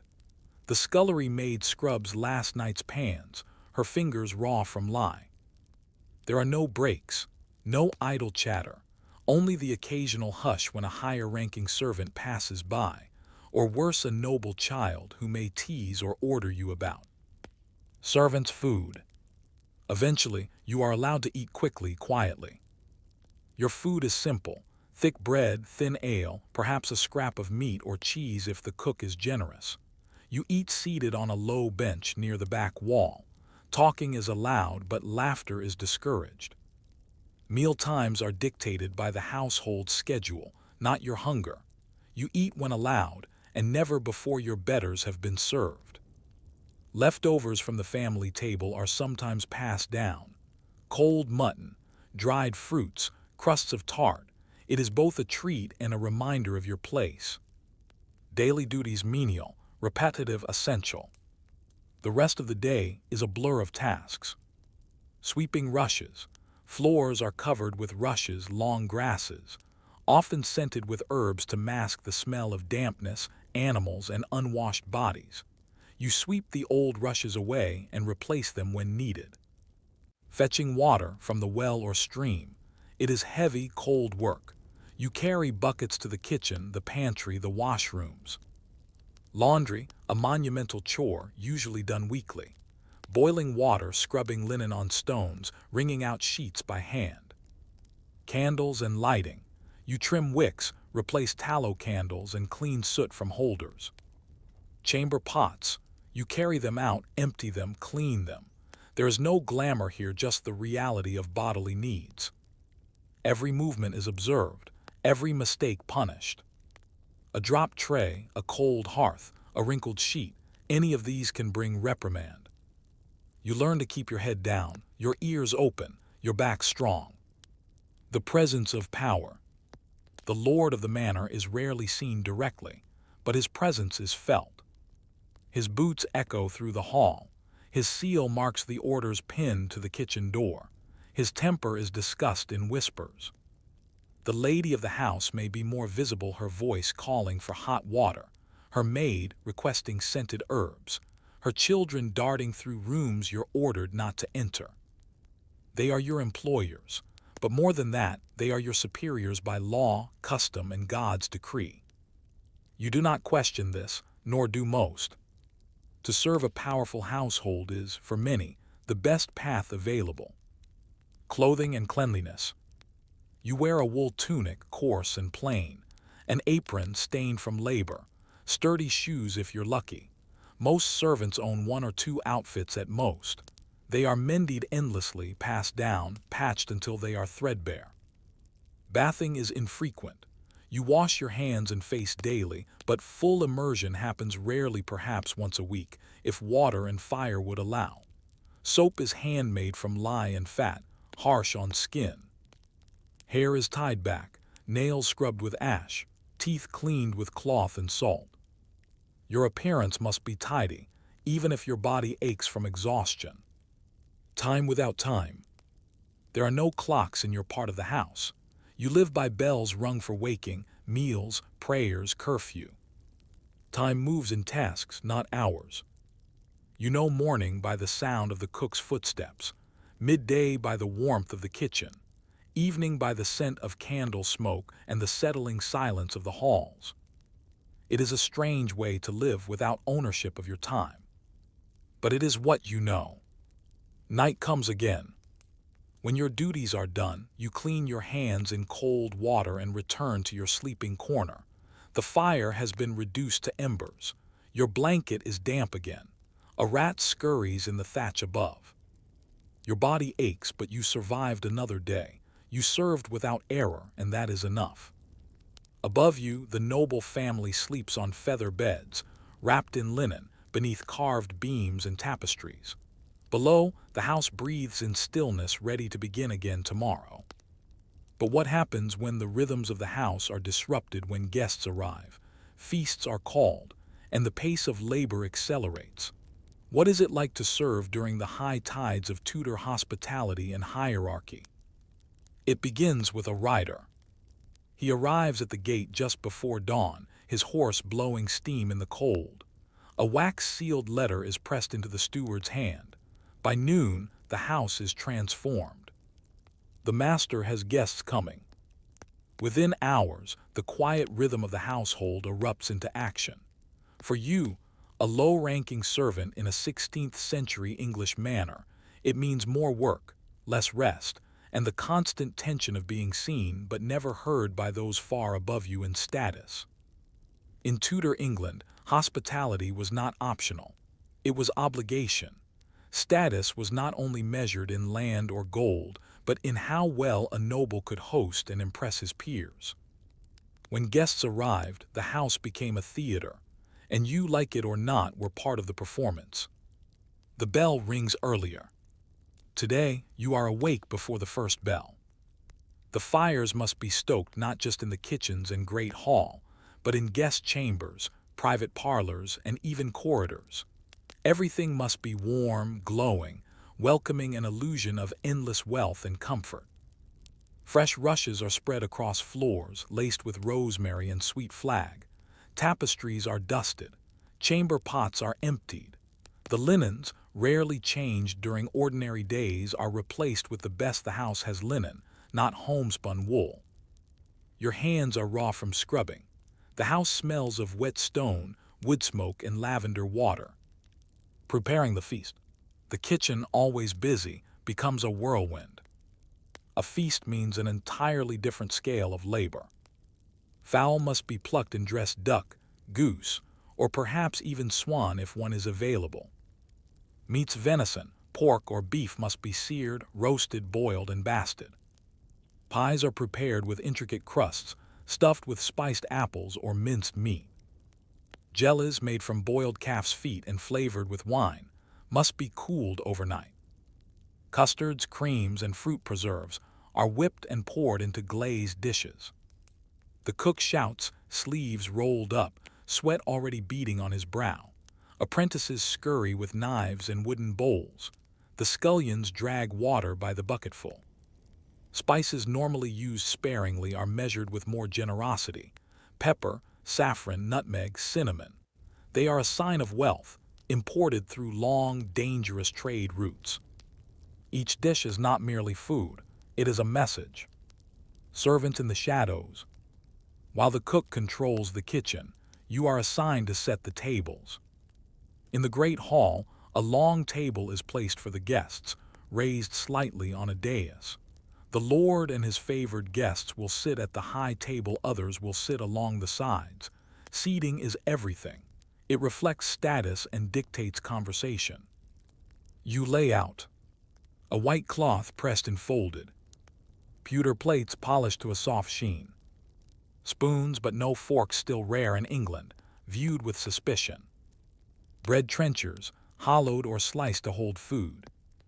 Cups for ale and for the wealthiest, silver goblets for wine.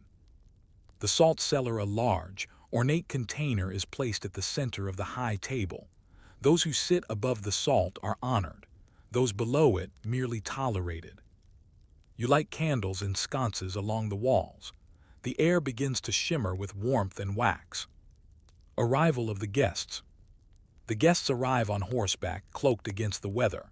Their retainers follow grooms, footmen, sometimes a personal priest. Horses are taken to the stables. Boots are removed. Cloaks hung to dry. Rooms prepared. They are greeted in the entrance hall by the lord and lady of the house. Smiles, bows, kisses on hands. You stand still in the shadows, eyes lowered, back straight. You carry their bags to their chambers. You lay hot stones beneath their beds. You pour warmed water into basins for washing. They barely notice you.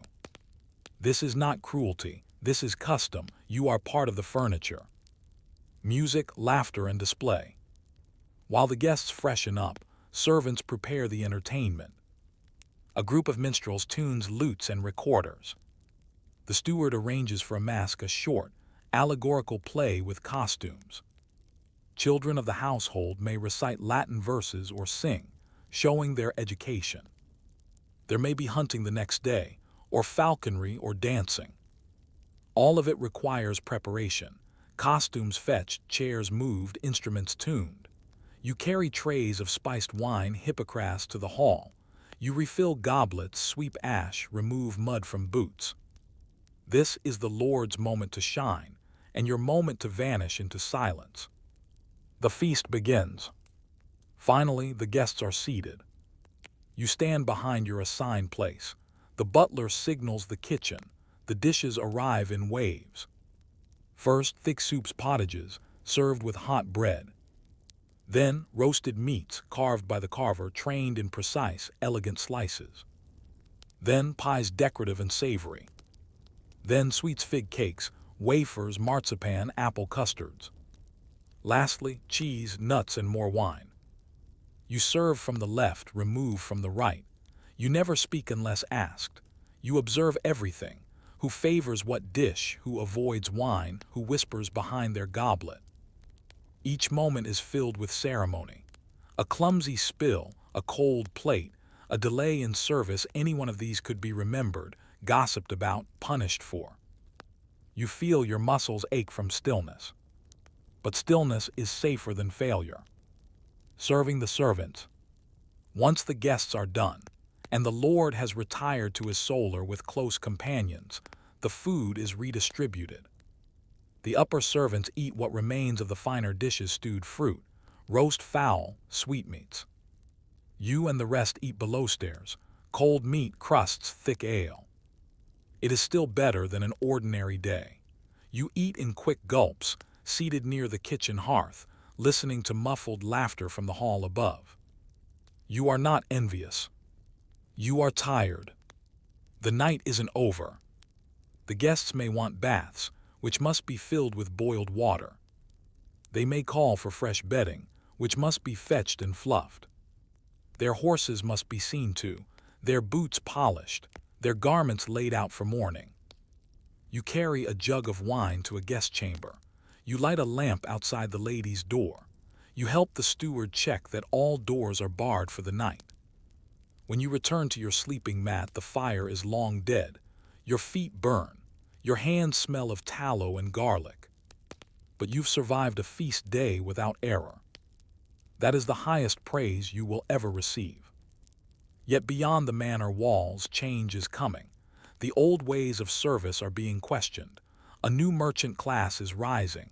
Cities are growing. What future awaits the Tudor servant in a shifting England? The feast is over. The guests have returned to their manors.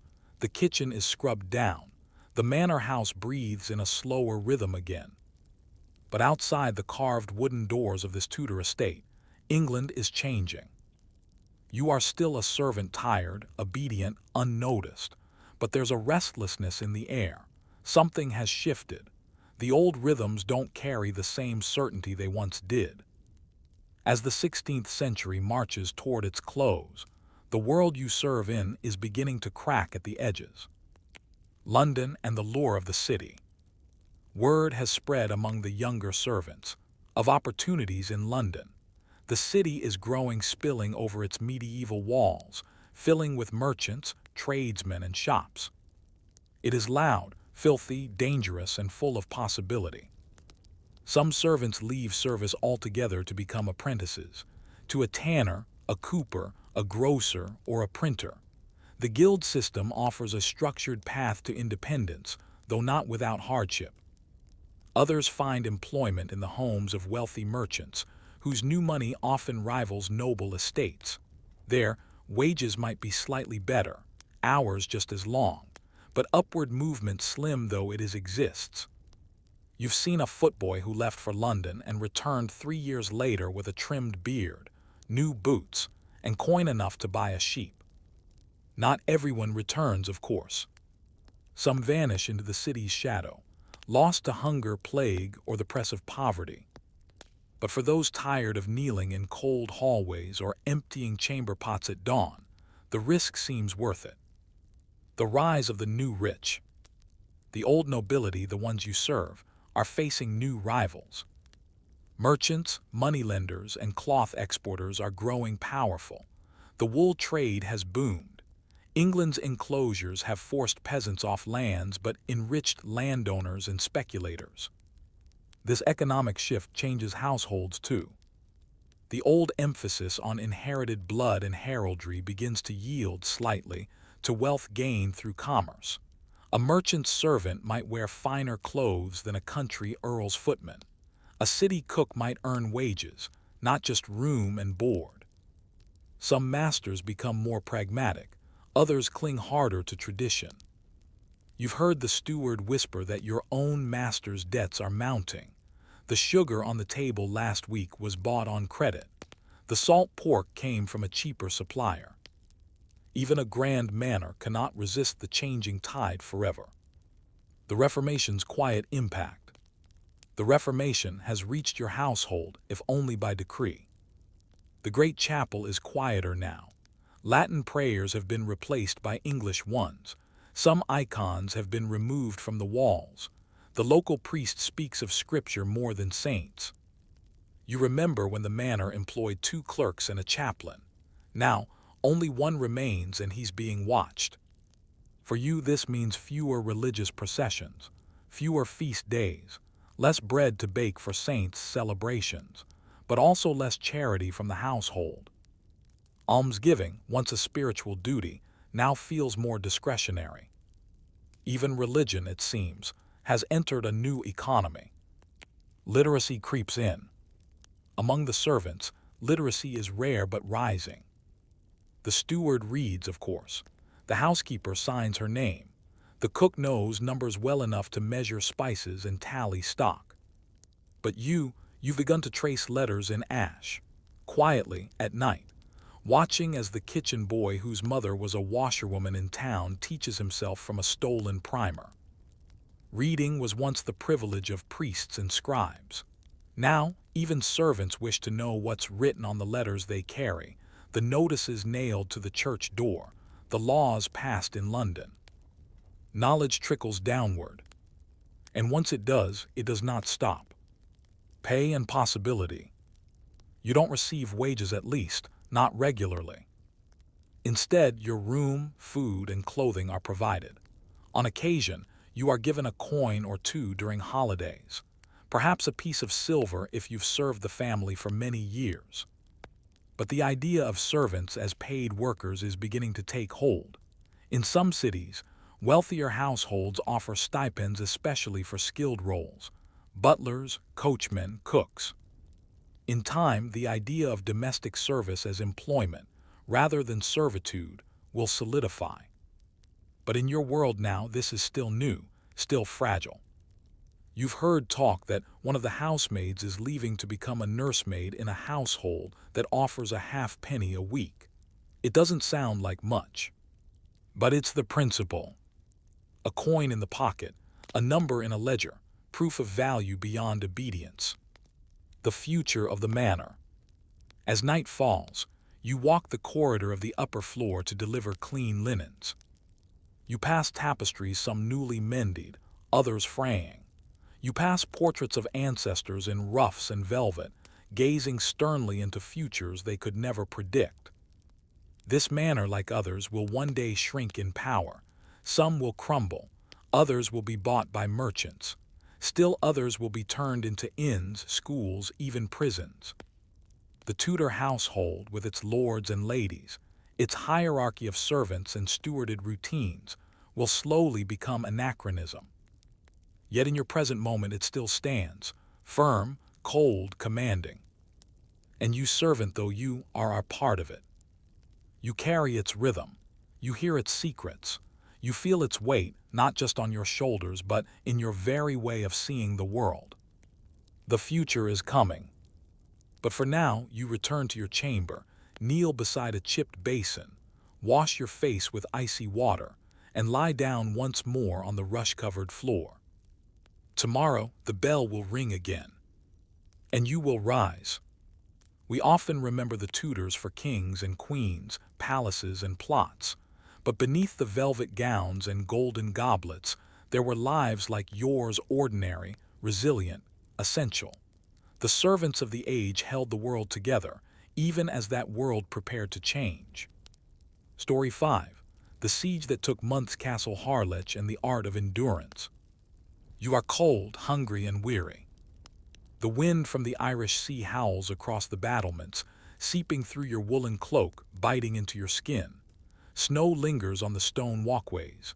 Somewhere below, a child whimpers, a pot clangs. The smell of stale meat and unwashed bodies hangs thick in the air. You are inside Castle Harlech, deep in the winter of 1408. And the siege has already lasted months. A fortress by design. Castle Harlech rises from a rocky crag on the western coast of Wales, its grey stone walls like the bones of the earth itself. Built by Edward I in the late 13th century as part of his iron ring of castles to control the rebellious Welsh, Harlech was not merely a military post, it was a statement. Its concentric design, a smaller inner ward tucked inside a formidable outer wall, made it nearly impregnable. The approach from land was narrow and easily defensible. From the sea, a long way from the water gate, allowed ships to dock below the cliffs and resupply the garrison. This seaborne lifeline would define Harlech's history. But now, in the early 15th century, the castle is under siege once more, this time by English forces trying to reclaim it from the Welsh rebels who hold it. And you, unfortunately, are inside the walls. Who's inside? You are part of the garrison loyal to Owain Glyndwr, the Welsh noble who, in 1400, declared himself Prince of Wales and launched a rebellion against English rule.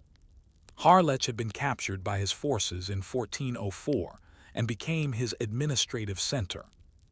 By 1408, the tide has turned. The English, under the command of Prince Henry, later Henry V, have brought siege weapons, soldiers, and time. Inside the castle are Glyndwr's loyal men, a handful of family members, and non-combatants, women, children, craftsmen, those who fled here for protection and now cannot leave. You were told this would be a short siege. You were wrong. Life in a starving castle. The stores are running low. Grain is rationed black bread, barely leavened, gritty with bits of stone from overused mills. Meat is rare. Salt pork, once common, is gone. Pigeons are trapped. Dogs and rats are whispered about. Water is fetched carefully from a deep well, protected from enemy fire. People chew leather when desperate, boil roots for hours to make thin broth. Meals are shared silently, in corners, near sputtering braziers. Children sleep under cloaks, some do not wake. The commanders speak in hushed tones. Morale is fading. Hope now comes only in the form of imagined ships on the horizon, supplies from sympathetic allies that have yet to appear. And all the while, the English tighten their grip. The view from the walls. From the battlements, you see little motion. The enemy has not assaulted directly. They don't need to. They have time and numbers. They've built earthworks, dug trenches, and positioned ballistae and trebuchets at angles that strike fear if not always damage. Every few days, a boulder slams into the outer wall. The stone holds, but morale does not.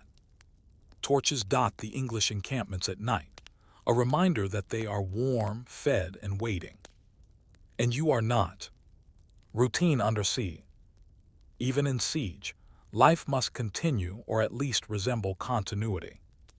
Guards patrol, rotating in shifts, always alert for an attempted breach. Masons check the walls, patching cracks with frozen mortar. Children carry water, sweep the flagstones, tend to wounded. Women mend clothing, prepare food, pray. There are no feasts, no music, no plans. You pray, you work, you stare into the wind. You write your name into the dust on the chapel wall, not for art, not for remembrance, just to remember that you still exist. The siege mentality. You begin to see things differently. Time stretches, days blur, noise becomes something you listen for, a change in the wind, a foreign cry, the creak of timber under stress. Small things matter. A warm bowl of broth feels like fortune. A candle that lasts an extra hour is hope. A letter smuggled in proof that Glyndŵr still fights becomes scripture. You no longer speak of after the siege, you speak of if. A castle in decline. The great halls of Harlech, once echoing with banquets and commands, are now quiet. Tapestries hang limp, rushes rot. The stench of desperation fills the stairwells. Windows are shuttered to preserve warmth. The chapel is colder than the courtyards. You sleep in armor or whatever layers remain. Blankets are shared, firewood hoarded like gold. Once this was a symbol of English dominance, then a beacon of Welsh rebellion. Now it is a prison made of pride and stone. Dreams and doubts. At night you dream of open fields, hot food, laughter. But even in dreams the wind howls. You begin to question. Why are we still here? Does Glyndŵr still fight? Will anyone rescue us? A knight once proud weeps quietly in the chapel. A servant tries to scale the wall and is caught. Rumors swirl that the gate guards argue more than they patrol. You keep these doubts to yourself. But they're not yours alone. And what happens when the siege tightens? When walls no longer hold and food runs out entirely? What does surrender look like when surrender is shame and survival is uncertain? The siege has entered its 6th month.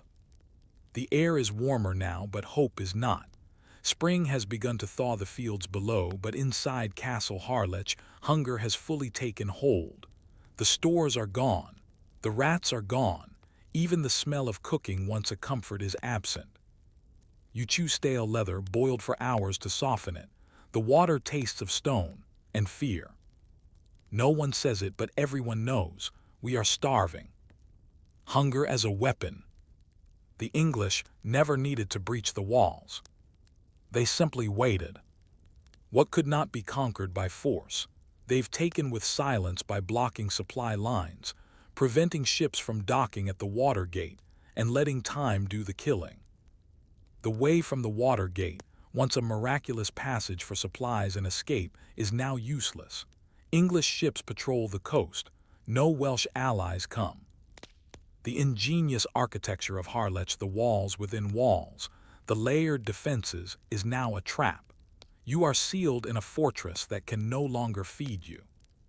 And your body, once defiant, is beginning to shrink. The breaking point.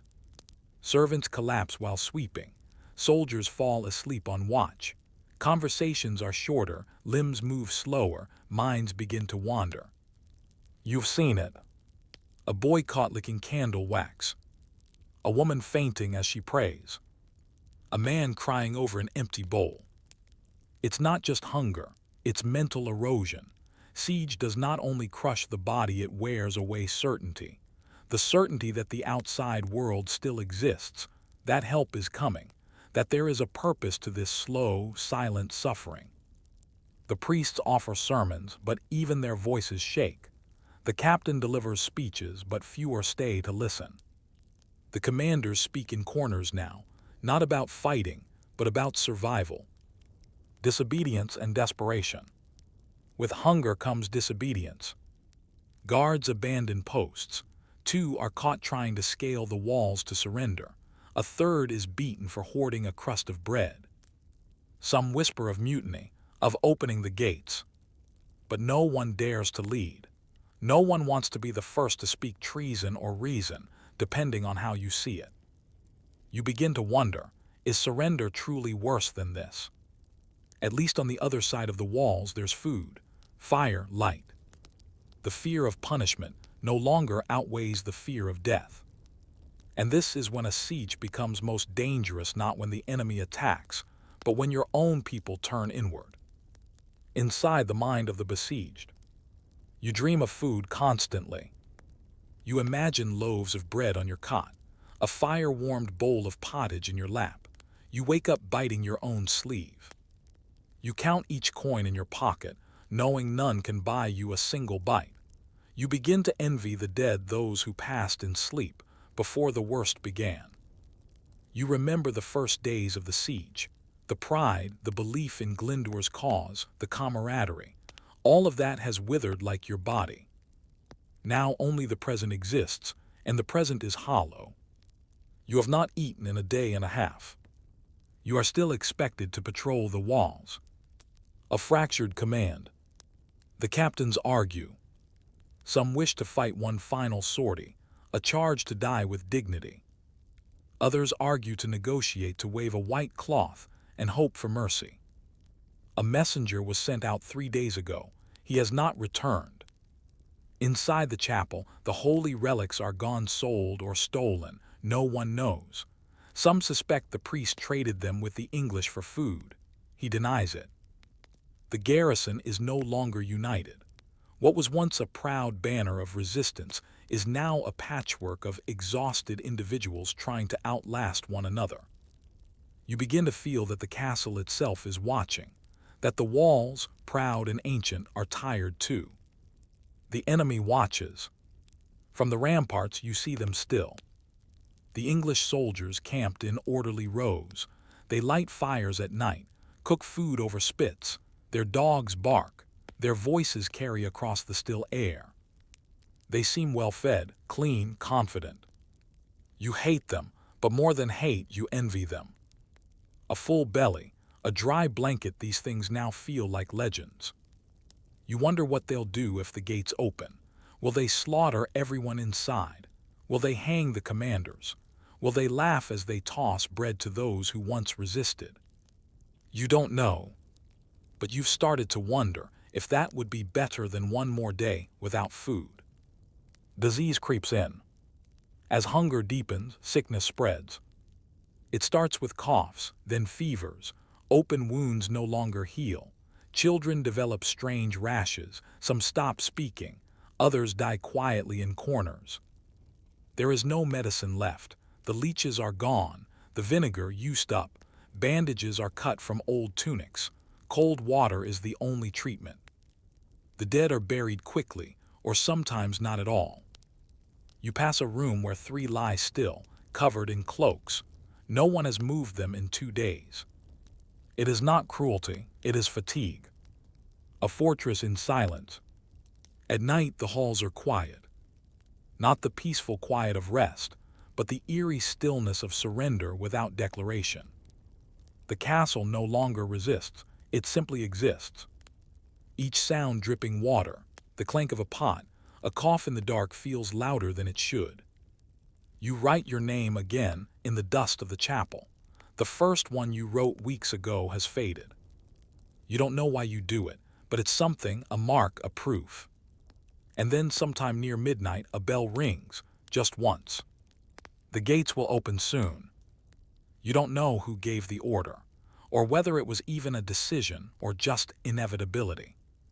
But after so many months, the siege will finally end. What happens when a garrison surrenders? Do victors offer mercy or mockery?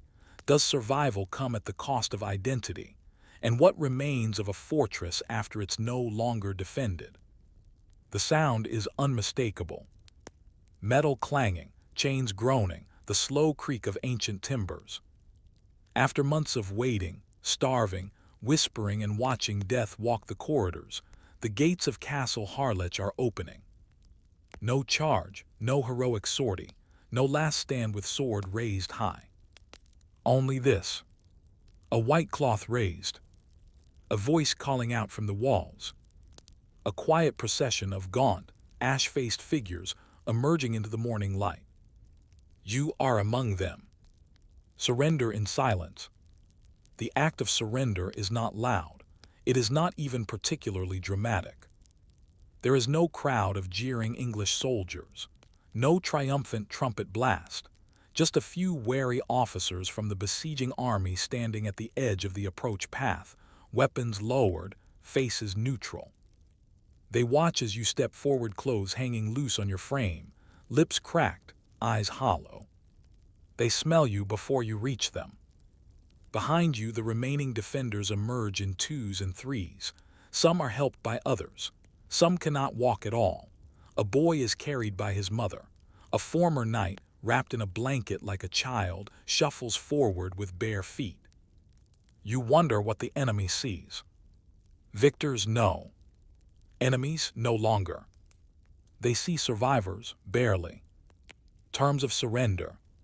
The negotiations, if there were any, are known only to the commanders. Rumors spread that clemency was granted, that those who lay down arms would be spared. And it appears for now to be true. The captains are taken aside, some are bound, others are allowed to walk freely. You are told to sit, to wait. A soldier English, young, brings a jug of water. You hesitate, then drink.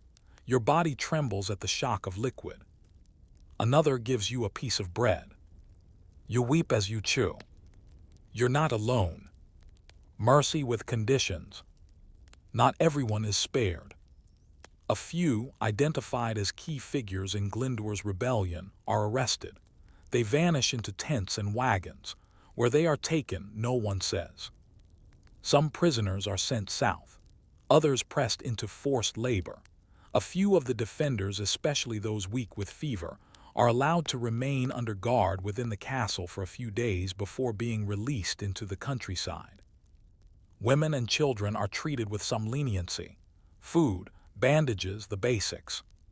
But make no mistake, the siege may be over, but punishment has begun. The castle's condition. Castle Harlech is wounded. The walls are scorched and cracked. The main hall is gutted, stripped of anything burnable. The kitchen is dark, its hearth long cold. The chapel is bare, its relics stolen, its altar desecrated. The storerooms are empty, rats lie dead in corners, the air smells of rot and ash. You walk its halls one last time. This place, once a beacon of rebellion and pride, is now hollow, a tomb of pride, a shell of resistance. And yet the walls still stand. Stone holds its memory, even when flesh forgets. What was lost? They say Harlech withstood one of the longest sieges in British history, possibly more than a year, depending on how you count. But no one kept perfect track. Time blurs in hunger. You lost comrades, friends, children. You lost weight, strength, hope. You lost a piece of yourself, a part that once believed in a cause without question, that trusted the castle's strength as your own. And yet you are alive. That fact is simple and heavy. What comes next? There are no orders now. Some leave the castle and walk into the hills, toward home if home still exists. Others remain nearby, unsure where to go. A few are offered work rebuilding the walls they once defended, a cruel irony, or a second chance. You hear rumors that Glyndwr has vanished into the mountains. Some claim he escaped to France. Others say he died alone in hiding. No one knows for certain. The rebellion that seemed unstoppable is now only stories, and many fear to even whisper them aloud. You do not know what you will do next. But you know this. You will never forget the cold of those stone walls, or the weight of the silence, or the sound of the gate opening not with pride, but with surrender. A fortress remembered. Years will pass. Harlech will be seized, rebuilt, and changed again. It will serve other kings, other wars. Centuries later, it will become a symbol not of defeat, but of endurance. Poets will write about it. Tourists will visit its battlements. Children will climb its towers and ask their parents what it was like to live there. They won't hear your story, not exactly. But in the stone it lingers. The way dust settled on a chapel floor. The scratch of your name carved in the soft edge of a column. The silence of the feast hall, long after the food was gone. This is what castles hold, not just battles, but the long, slow endurance of human life in impossible conditions. And those who survived it. Story 6. The Emperor's Wardrobe Dressing for Power in Byzantium. You stand at the threshold of a gilded chamber. Behind you, the city of Constantinople stirs, merchants shouting in the markets of the Forum of Constantine, priests chanting in the Hagia Sophia, soldiers marching along the sea walls. But here, in this room deep within the great palace, everything is quiet. Almost too quiet.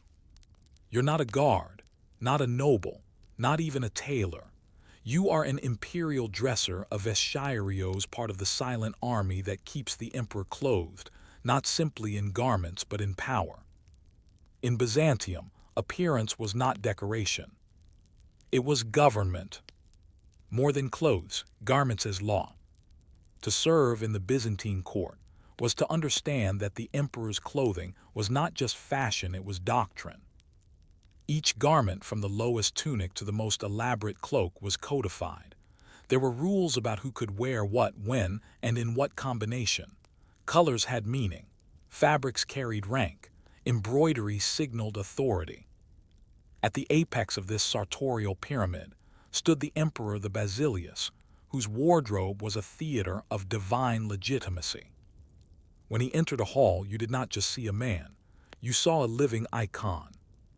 And it was your job to prepare him. The wardrobe itself.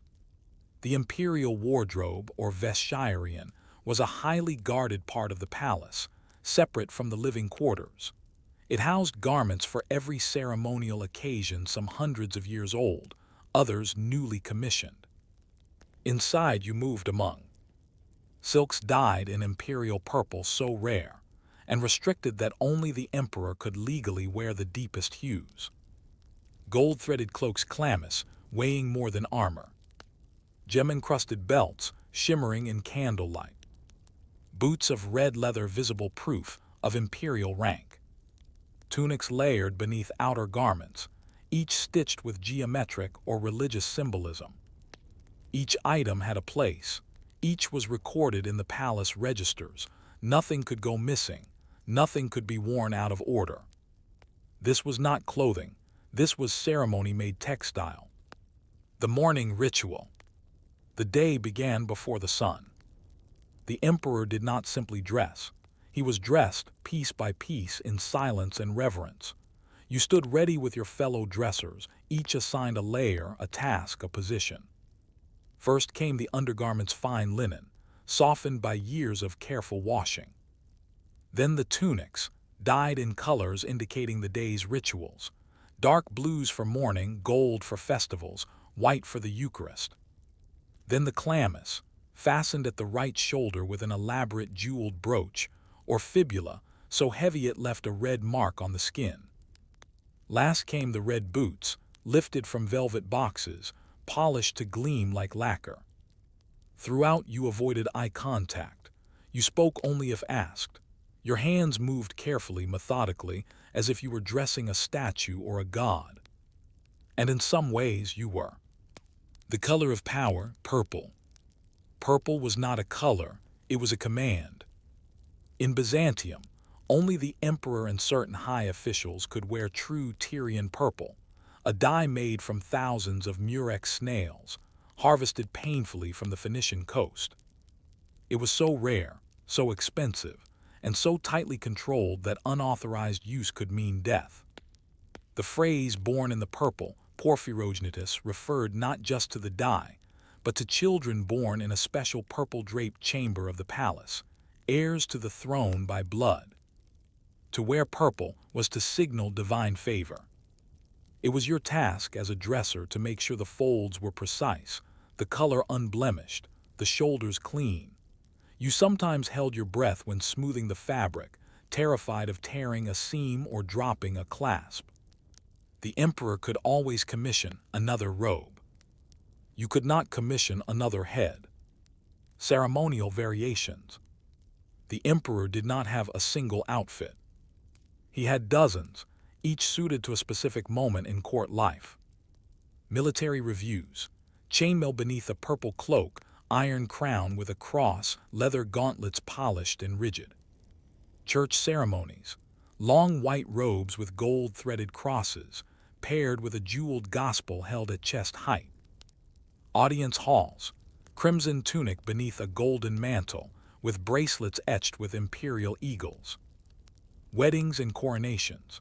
The most elaborate of all layers upon layers of silk, pearls sewn directly into sleeves, diadems inset with sapphires, veils of spun glass thread. You rehearsed the order of dressing days in advance. Mistakes meant confusion. Confusion meant danger. Even fabric had a role in politics. Dressing the idea of empire. The emperor was not merely the ruler of the Eastern Roman Empire. He was God's chosen agent on earth, the successor of Constantine, the one figure standing between chaos and civilization. This role was not proclaimed, it was embodied. And clothing was how that embodiment happened. When he emerged from the palace into the Chrysotriclinos, the golden throne room, the mosaics glinted against the folds of his robe. Courtiers bowed, not just to a man, but to what he represented. You, though invisible to the crowd, had made this moment possible. The hemline you adjusted, the belt you tightened, the fold you corrected, they were all part of the illusion of unshakable, eternal authority. Even if the treasury was empty, even if rebellion stirred in Anatolia, even if plague simmered in the slums, the emperor's robe did not wrinkle. Wardrobe as statecraft. You learned to read the politics of fabric. A change in color might signal a shift in alliance. A delayed dressing might mean the emperor was ill or unsure. Some emperors demanded simplicity, others insisted on opulence. You remember one who wore only white for Lent and insisted the palace be stripped of gold, and another who refused to leave his chamber without 3 different crowns, each tested for weight and balance. You said nothing, but you remembered everything. Because a good vestiarios did not just know garments. He knew power thread by thread. But what happened when the clothes came off? When emperors were dethroned, when robes were seized, and when purple turned from privilege into peril? Could the fabric of power protect a man from fate? The emperor has been dressed. The audience has begun. As you slip back through the side corridors of the great palace, the scent of incense lingering in your sleeves, you begin to reflect not on the fabric you just fastened or the jewels you adjusted, but on the weight of appearances, and the danger of dressing power too well. Because in Byzantium, to dress the emperor was to dress a symbol, but symbols are fragile, and when the illusion cracks, the fall is not gentle. You have seen it before, and you will see it again. A fragile theater. The grandeur of imperial Byzantium, the silk, the purple, the ceremonial processions was a kind of state theater, repeated again and again to impress, to command, and most of all to maintain order. But like any performance, It relied on believability. The robe had to fit, the boots had to gleam, the crown had to glint in the lamplight at precisely the right moment. A crumpled sleeve, a tear in the hem, a tunic too short, and suddenly the divine aura slipped. One Emperor Michael VI once entered a public procession wearing garments that hung too loose. His shoulders drooped, his boots were scuffed. The people whispered, the court gossiped. Months later, he was deposed. A seam, after all, could unravel an empire. The silent politics of dress. As a dresser, you don't speak in the throne room, but you listen. And you learn that clothing is a language spoken fluently by the powerful. A purple cloak, trimmed in sable, is a declaration of imperial legitimacy. A military sash, worn during peacetime, signals strength or paranoia. A simple white robe, worn too often, may suggest monastic ambitions or a guilty conscience. During one spring, the emperor begins wearing heavier cloaks, despite the warming air. You recognize it at once, a response to rising rumors. Thick garments project health, mass, stability. Never mind the man underneath coughs in private. The role of the eunuch. You are not alone in the vestiarios.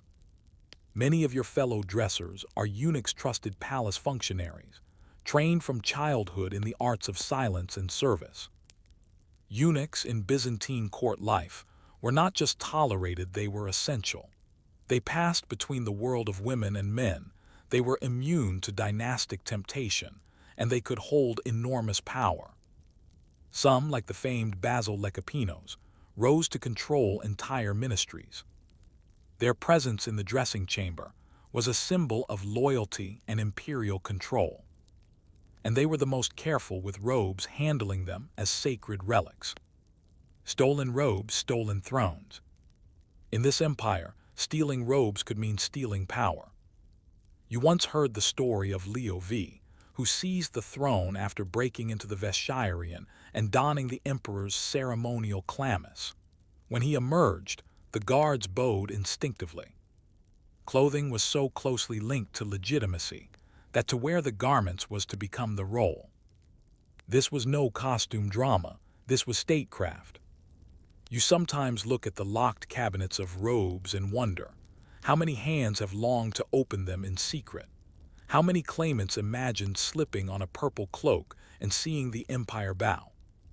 How thin is the fabric between costume and crown? Tailors as witnesses. The tailors, those who stitch the silks and gold into the imperial wardrobe, are almost priests in their own right. They keep secrets. They know which emperors gain weight, which ones demand hidden pockets, which ones request symbols be embroidered discreetly on the inner lining. Once, a tailor showed you a garment made for a child not yet born, destined, perhaps, to be emperor one day. You asked what became of the child. He said nothing, but he burned the robe. Humiliation by fabric. When emperors fell, their clothes fell faster. Stripped of the purple, of the red boots, of the fibula pin and chlamys cloak, a ruler became simply a man, small, unshaven, vulnerable. Many deposed emperors were forcibly dressed in monastic robes, rough wool, brown or black, tied at the waist with a simple cord. It was not just exile, it was visual erasure. Some were even blinded, their faces scarred, then paraded in sackcloth through the city. The same people who once knelt before their gleaming boots now threw mud at their bare feet. Byzantium could be merciless, especially when it came to appearances. The empress's attire. Not only emperors wielded the power of garments. The empress, too, had a carefully regulated wardrobe, richly embroidered tunics, silk veils, crowns adorned with pearls. Her attire was often scrutinized more closely than the emperor's. A garment cut too low or a fabric considered foreign could spark scandal. Some empresses, like Theodora, wife of Justinian, used dress as an instrument of state power, appearing in ceremonial processions adorned in clothing that rivaled her husband's. Others were criticized for their opulence, accused of draining the treasury for brocade and perfume. But all knew this: to dress wrong was to invite whispers. Repairs and rituals. Between ceremonies, the garments had to be cleaned, repaired, and carefully stored. You learned to stitch gold thread with trembling fingers, to clean silks with vinegar and soft brushes, to wrap fragile belts in oiled linen to prevent corrosion. Each item had a history. This tunic belonged to Heraclius, that belt to Constantine VII. This cloak, it is said, was kissed by a saint before battle. You did not question the stories. You only ensured the robe was ready because history wears out, just like fabric. But what happens when an empire unravels faster than its garments can be repaired? When the wardrobe outlives the wearer, and purple cloth becomes a relic of a vanished throne? How long can power be sewn into silk before it fades forever? You wake to silence. Not the reverent stillness of ceremony, not the hushed rustle of cloth before a coronation. This is different. It is the silence that precedes the end of something. There are no footsteps in the hall, no whispered orders from stewards, no heavy footfall of palace guards in the marble corridors. Even the birds outside the palace seem to have vanished. You know this feeling. Something has gone wrong. And in the Byzantine world, when power shifts, the first to know it are those who dress the emperor. The last robe. In the antechamber of the vestiarios, the sacred wardrobe stands partially opened. One chlamys remains on its hanger, trimmed in gold thread, the purple faded from years of incense and use. The red boots sit beneath it, polished yesterday, polished in vain. The emperor did not come to be dressed this morning. He did not summon the vestiarian staff. Rumors had circulated for days. Unpaid guards, foreign envoys with stern faces, a gathering of troops on the shores of the Bosphorus. And now the robe, never worn, waits like a ghost of authority. The end of an illusion. You move cautiously through the palace. The corridors are darker than usual. Tapestries hang limp, unlit by the ceremonial torches that should have been kindled by now. Outside in the courtyards you see signs, armored men moving in disordered clusters, not parade formations. One of the eunuchs you worked beside has already removed his badge of office. Another walks quickly, not speaking to anyone. You descend a side stair and find a group of servants huddled near a broken crate, its contents spilled. Belts, tunics, jewels, imperial garments cast aside. The dignity of dress has collapsed, with the certainty of who wears it. Robes as spoils. In times of crisis, imperial garments become dangerous. Too much gold draws thieves, too much purple draws suspicion.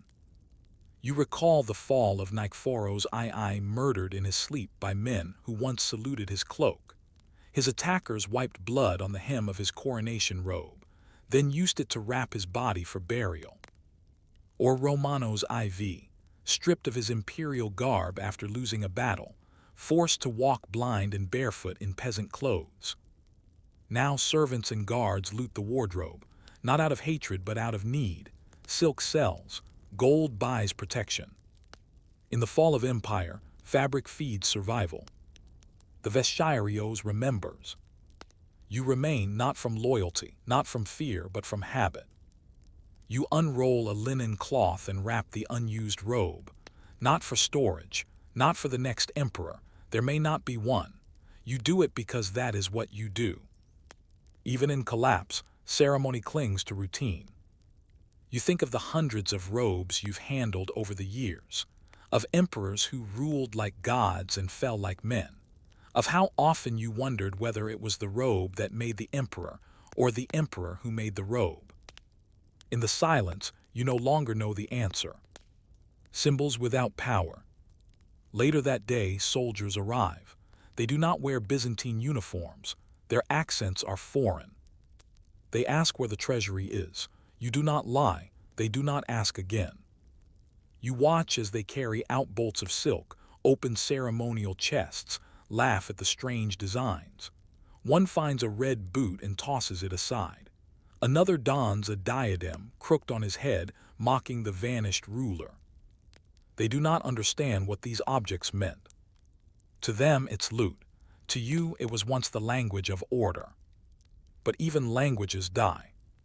Robes in exile. Not all emperors died in their palaces.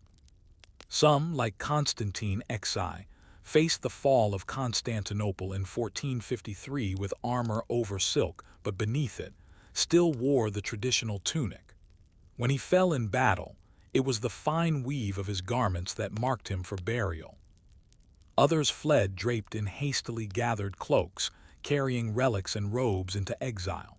In distant monasteries, fragments of imperial clothing were preserved, prayed over, sewn into new vestments for local bishops.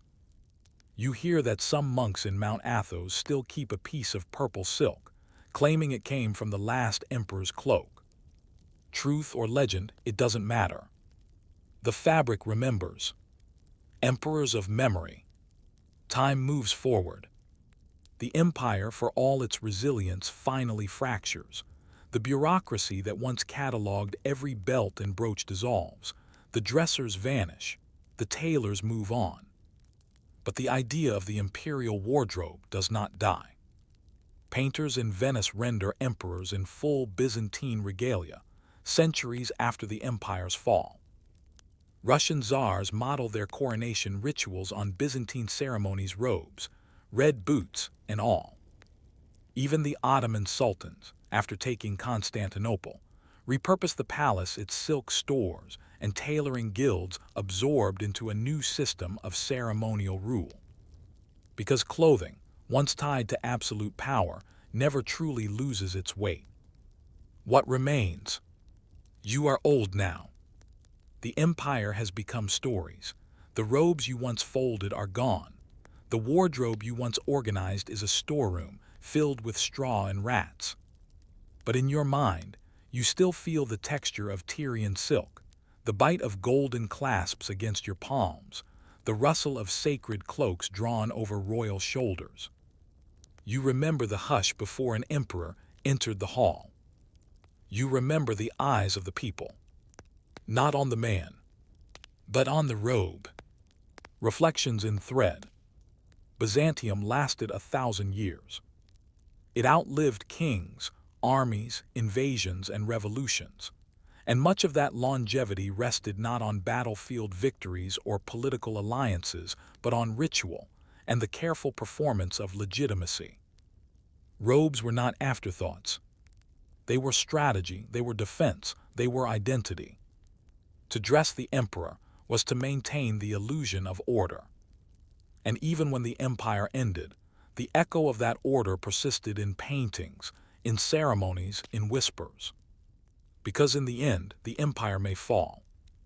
But sometimes the robe survives.